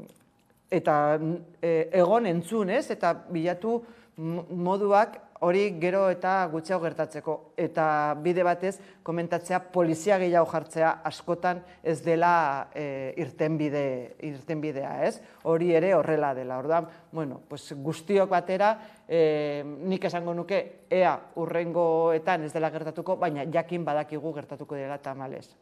Bai. Egoera jasan izina da, baina egia da, gertatzen dela, uda guztietan errepikatzen dela, festetan, jai patronaletan, kasu honetan San Ferminetako zenbakiak izugarriak dira, oso gogorra da hau zenbaki hauek ikustea, baina, klaro, egia da, errealitate bat dela, ezin da deusestatu edo gutxi pasatzen edo pentsatu hori, urren urtean gutxiago izango direla, zen eta segurazki ez. Orduan ezin da normalizatu hau, ezta. Aztertu behar da, hori, nola ekidin, nola aurregin, eta bueno, zerk utxe egiten duen gure gizartean, eta gizonen kulturan, gizonen pentsamenduan, hau etengabe gertatzeko, orduan erreflexio nahiko sakona egin behar dela esango nuke, zen, eta ezin da hau normalizatu, eta ezin dugu jasan hau urte guztietan gertatzea, ia jai guztietan gertatzea horrelako kasuak, eta askotan oso grabeak diren, erasoak, Baina argi dago zena bat bez onartu eta gainera orain hauteskundeen atarian jasotzen ditugun horrelako mezuak, indarkeria matxista ez omen dela existitzen eta emakumeen asmakeria edo omen dela. Direla pertsona gaiztoek egiten dutela, ez dira, esaten den bezala, dira patriarkatuaren seme osasuntzuak esaten dugu. Ez dela hor datorrela norbait, ez, badira kuadrilla bat, eta bapatean daudela zerbait hartzen eta azten direla eta ez dutela neurririk horrela, jiji, jajaja, ez, eta hortik azten direla beste gauza batzuk, ez? Eta ez alkoholak, ez ezerrek ez du horrelakorik justifikatzen, ez? Eta esan behar dugu, eta kalean esan behar dugu, ez? Eta gainera, lagundu behar dugu lehen pausa ematen dutenak denuntzatzeko, ze aurrekoan bezala, ere pertsona batzuek ez dute salatzen, gainera, ez dute ere gertatu zaigu, nik esango nuke batzen garenean, emakumeok batzen garenean, pentsatzen dugu, zenbatetan gertatu zaigu txosna batean egon, eta, esaten genuen baboso bat, eta batzuetan sentitzen zarela gaizki, baina ezke gainera, gero jaietan, zaude gaizki, behar bada gau osoan zaude gaizki, ja ez zaude disfrutatzen jaiaz. Ze badago tipo bat pasatu dena, eta ez da, ez zaitu eraso, ez da izan hori eraso bat, ez dakit, niretzat guztia dira larriak, ez? Baina bortxaketa bat izan ez denez, olakorik izan ez denez, jendeak minimizatu egiten du, eta ez dira konturatzen ze gaizki eta nola zure eskubidea ondo pasatzeko eskubidea hor ja kendu dizutela, ez? Eskubide hori lapurtu dizutela, ze emakume izategatik. Orduan, ere, gizonek egin behar dute, eta nik uste dut batzuk badaudela egiten, baina kostatzen dela, eta gizarteak esatea, ez dugu onartzen, ez. Eta barrek norrelakoren bat baldin badago, kuadrillatik hasita esatea, ez egin babosoarena, hortik hasita, eta gero erantzun ere soziala. Bai, ez dago inolako justifikazio erik, ez da, konportamendu horriei, baina, karo, nik eskatuta nago zen, eta ikusten ari garen adibidez debate politikoan, etengabe da, mezu negazionistak, ez da, edota, bai, ez dakit, eraso horiek,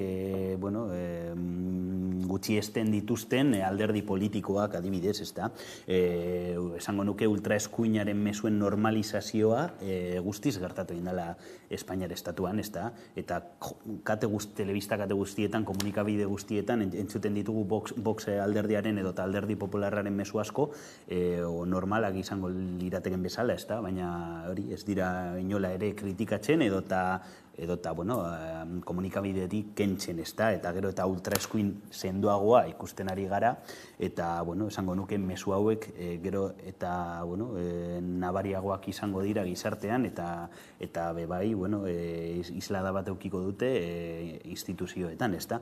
Orduan, nire kezka hau da, ez, ikustea, retrozeso demokratiko bat, eta hori, indarkeri matxistaren arloan, atxera pauso asko, ez da. Eta orain beste gai bati helduko diogu, izan ere Osakidetzako garbiketa zerbitzuko langileek akordioa lortu dute, eta horrela 5 urteko negoziazio prozesua amaitu da, eta hilabete luzetako greba ere ikusiko dugu bideo bat, eta orain helduko diogu gaiari.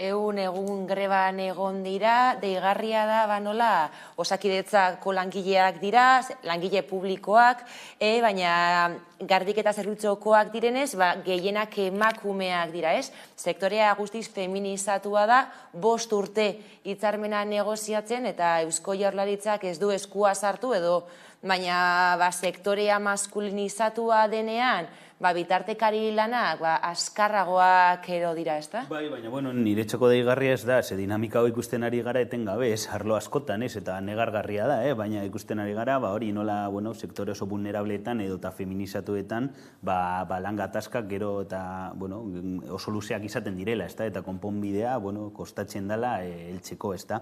Hau esan da, nik askotan esaten dut hemen, honek berriro ere erakusten du nola greba egitea, balio duela, ez da, zeo zertarako, ez, kaso honetan, lan baldintzak hobetzeko, ez da, orduan, ni asko posten naz, eta esango nuke hori da la bidea, ez da, zen, eta, askotan, beti, hori, enplazatzen da, negoziaketara enpresarekin, edo, eta kaso honetan, Osakidetzarekin, edo, eta bar, baina gero lan presio bat, ez, eta, lan uste presio bat egiten ez baduzu, asko zailagoa da, ere, ez. Egia da, kaso honetan greba luzea izan dela, baina, karo, greba luze asko ikusten ari ditugu, azken bola honetan, eta, esango nuke, zorionez, azkenean greba hauek irabazten direla ia kasu guztietan, ez da?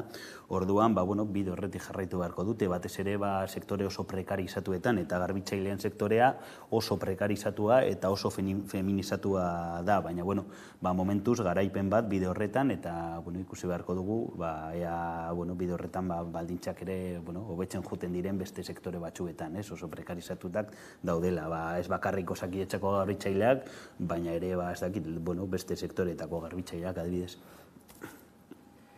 Nik lehenengo zoriondu, eta ez zoriondu lortu duten akordioagatik, ez da zerbait etorri zaiela, ez? Baizik eta egindako lanagatik, eta nolabait akordio hau badelako borroka luze baten eta lan luze baten ondorioz. Eta orduan zoriontzekoa dela hori, ez? Eta, esan beharra dago, normalean galtzen den borroka bakarra da egiten ez dena, ez? Eta orduan badaukatela borroka hauek eskubide batzuk horrela lortzen direla eta defendatu zen direla bai kalean, pankartetan eta zeretan eta batzuetan irabazten dela, galduta ere bai, ez? Ze badakigu zer den greba bat, greba luze bat, zer dagoen horren atzetik, ez da gauza, kostatzen da, egon dira mobilizazioak, kriminalizatuta ere egon dira, eta, esan beharra dago nola honetan, beste kolektibo feminizatuetan bezala esaten dugula funtsezkoak direla, esaten dugu gizarteak behar dituela, baina gero nolabait ez dutela izaten horrelako babesik, ez?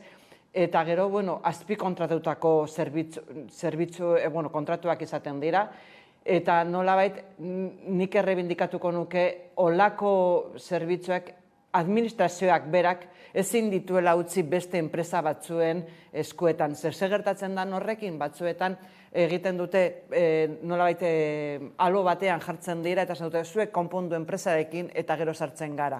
Egun ondoren izan da, ez, kasu honetan. Orduan, zerbitzu funtsezkoa baldin badira eta gainera esan genuen nola pandemia etzialdian esan genuen horiek egon zirela hor lan egiten, horiek funtsezkoak zirela, benetan, soziedade moduan ere esan behar dugu funtsezkoak direla eta ondo ordaindu behar dela eta eskubide zerak, eta ez da kasualitatea olako lanetan egotea emakumeak eta kostatzea hainbeste eramatea, ez? Ere honetan emakumeak berriro ere antolatuta eta lortzen dira gauzak. Eta nik ere balioan jarriko dut ere sindikatuen papera, ez? Ze batzuetan, olako borroketan, sindikatuetatik kanpo egiten dira plataformak, montatzen dira plataformak, eta, nik esango nuke batzuetan borroka intersindikala edo sindikatuen bidezko borrokak ere badaukala berme bat, eta plataforma batzuetan, eta hori askotan gertatzen da, norbaitek arazo bat baldin badauka, bilatzen du olako kolektibo bat, eta ateratzen gara. Batzuetan ere hori horretarako borroka sindikalak bermatu du urte azkenengo mendetan lortzea eskubide batzuk. Eta eskubide horiek, eta orain ultraeskuina etortzeko arriskoa dagoela, eskubide horiek defendatu behar direla beti. Eskubide sozial eta zibilak beti tamalez edo zoritzarrez ez dela gauza bat lortzen dela eta betiko daudela. Beti atzera egiteko aukera badagoela, ez? Eta orduan, zoriontzea horrezegatik. Berriz ere jarri dute agerian geratu dela borroka frutoak ematen dituela. Zoriontzeko albistea, azkenean borrokak emaitzak ematen dituen adierazle, eta zoriontzeko beste albiste bat ere bada, Pello Bilbauk Frantziako Tourreko 10. etapa irabazi zuela, 5 urteren ostean, euskal txirrindulari batek azkenean eskuak altxatu ditu etapa amaiera batean, bideo bat ikusiko dugu eta jarraian helduko diogu. De ce Tour de France, le classement général évidemment ne verra pas de grandes modifications et pourtant début d'étape on aurait pu penser que le top 10 allait changer donc à l'issue de cette 10e étape et Jonas Vingegaard évidemment confirme sa tunique, il va endosser un 16e maillot jaune dans sa carrière sur le Tour de France et se rapproche ainsi peu à peu. Sinestekoa, azkenean hainbeste urte daroa zuzenean olako helburu handi bat lortu nahian eta 13 urte ostean Tourrean garaipen lortzea itzela da. Azken 300 metroetan beste zertan pentsatu gabe aurrera eta nire esprinik onena bota dut Ginorentzako. Di loro, ovvero Pello Bilbao, spettacolare successo. Ez galdu aukeri, ikurrinek eskuen, geuri animoak emoten etorteko. Hau pasuek, handitzen azarie. Aipatzeko, zoriontzekoa, Pello Bilbaoren garaipena ez da, baina nabarmendu behar da ere, ez gertatu zen Twitter kontuarekin, nola hasiera batean Espainiako bandera jarri zuten, gero atzera bota zuten. Txinez atxera bota zuten, eta ikurriña jarri zuten orduan postekoa, bai, ez? Nik egia esan ez naz, txirrindulari salea ez dut asko jarraitu egia esan, baina, posgarria da zen, eta saletasun handia dago Euskal Herrian, eta, hori, posteko albistea, ez da. Postekoa, gainera ere, sufritu genuenaren ostean, herritarrok hemen irteera erekin, izan zen, nahiko komplikatua, hori, mugitzeko egun horietan, nik etxako nahiko gorra izan zen, eta oso kritikoa izan nintzen, baina, orain, hori, posten gara, ez da, garaipen euskaldun honekin. Tourra hemendik atera zenean, nik ere, pizkat kritiko, nik nela salea, eta Tourra, baina nabarmendu behar dute hori aldaketa egon zela 92ko ateratzearekin, ez? Ze nik uste dute, baldin bada, ikurriña jarri baldin badute, izan da, honetan oso argi geratu dela nolabait Euskal Herria zela, ez? Eta ez bakarrik ikurriñak egon direlako kalean. Nik uste dut, Tourrean ere egon dela horrelako aldaketa bat eta horrelako ikuspena. Nik, ikusi nuen Twitterren nola jarri zuten eta nola aldatu zuten eta nola batzuk azerratu ziren berehala, ez? Eta Bozento taldeak berehala esan zuen nolabait el Tour la monta edo horrelako zerbait, nolabait jartzen lehenengo zera bat Espainiako bandera eta gero ikurriña, ez? Nik uste dute Tourrekoek oso argi izan zutela, eta, batzuei ezaile bat ere gustatu.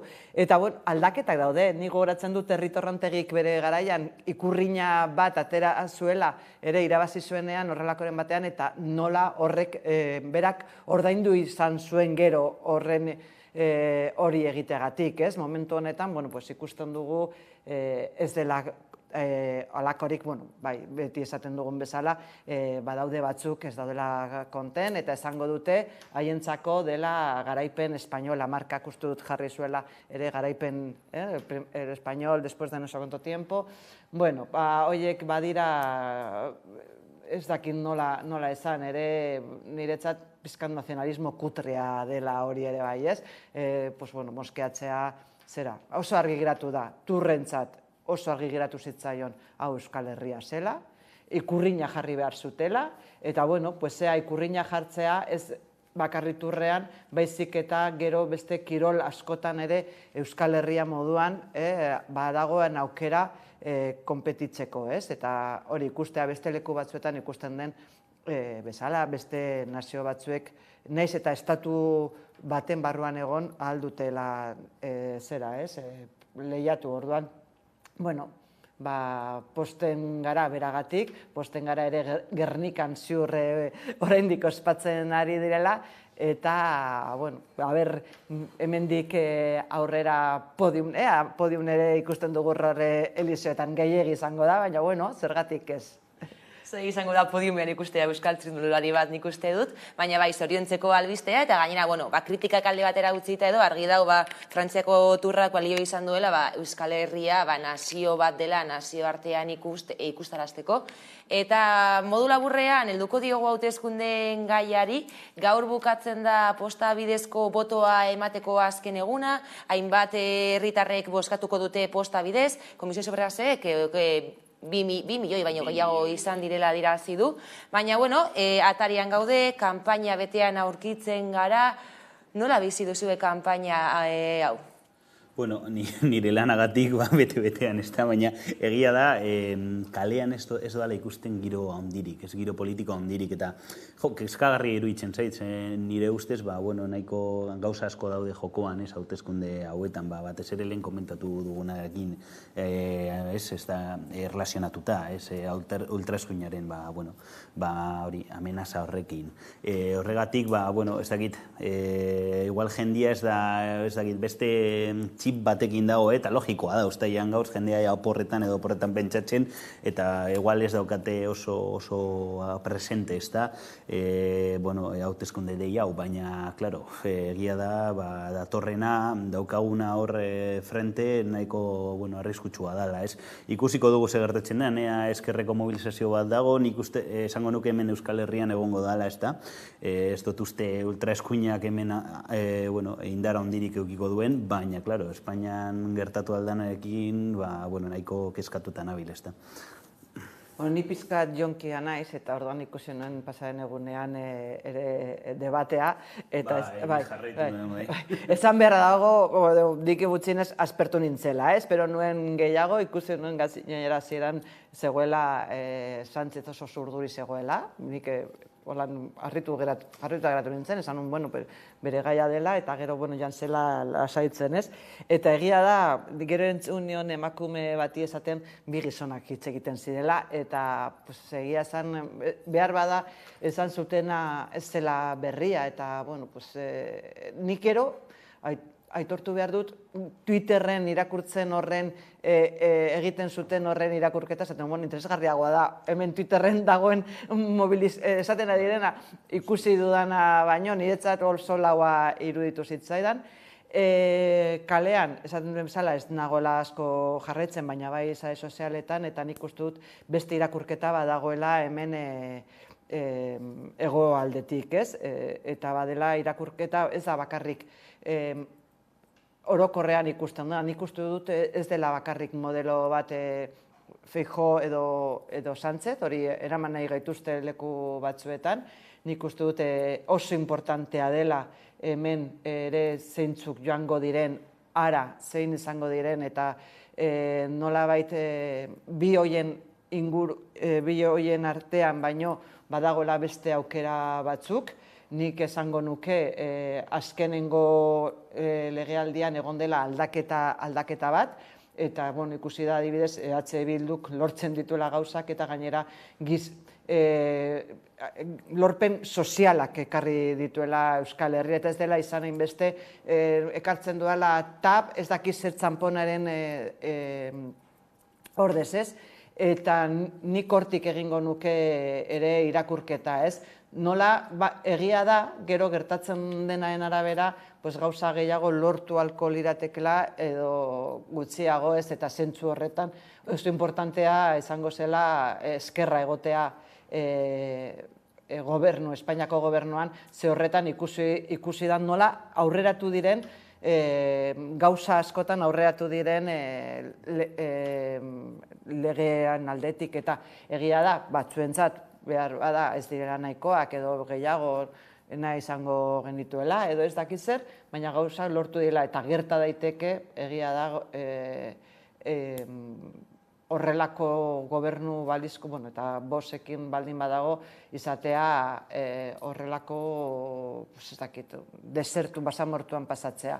Baina nik aurreko astean esan duen eta nik optimista naizela, eta nik ez dut ikusten gobernu bat ultraeskuinarekin, ez dut ikusten egongo dela. Baina ez dakit nire optimismoa den edo zer. Nik zalantzak dauzkat eta ez naso zona pronostikoak egiten, orduan ez dute zer esango, baina gertaleik egotea gobernu hori, zen eta inkesten arabera posibilitate bat da. Inkestak dira, ikusi genuen segratu zen udal hauteskundekin, eta gero emaitzek beste emaitza batzuk egon ziren, tarterik gabe gelditu gara, honekin bukatu behar dugu gaurko solasaldia.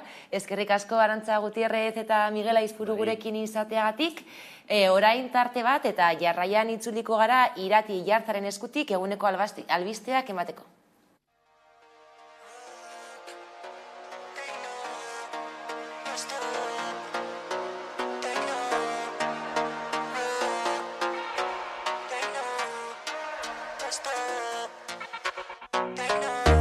Ni gauian edo rock, baina gero beti techno. No stop, gaztiak beti techno. Gaztetxean edo rock, baina gero beti techno. No stop, ez dakit nola itxendo. Gaba hau festako dantzan, jokua pasau dauzutan. Ezin gageratuen bertan, ugoian eta zulotan. Abestia bost minututan, taberna guztia dantzan. Azte buriko jokoa.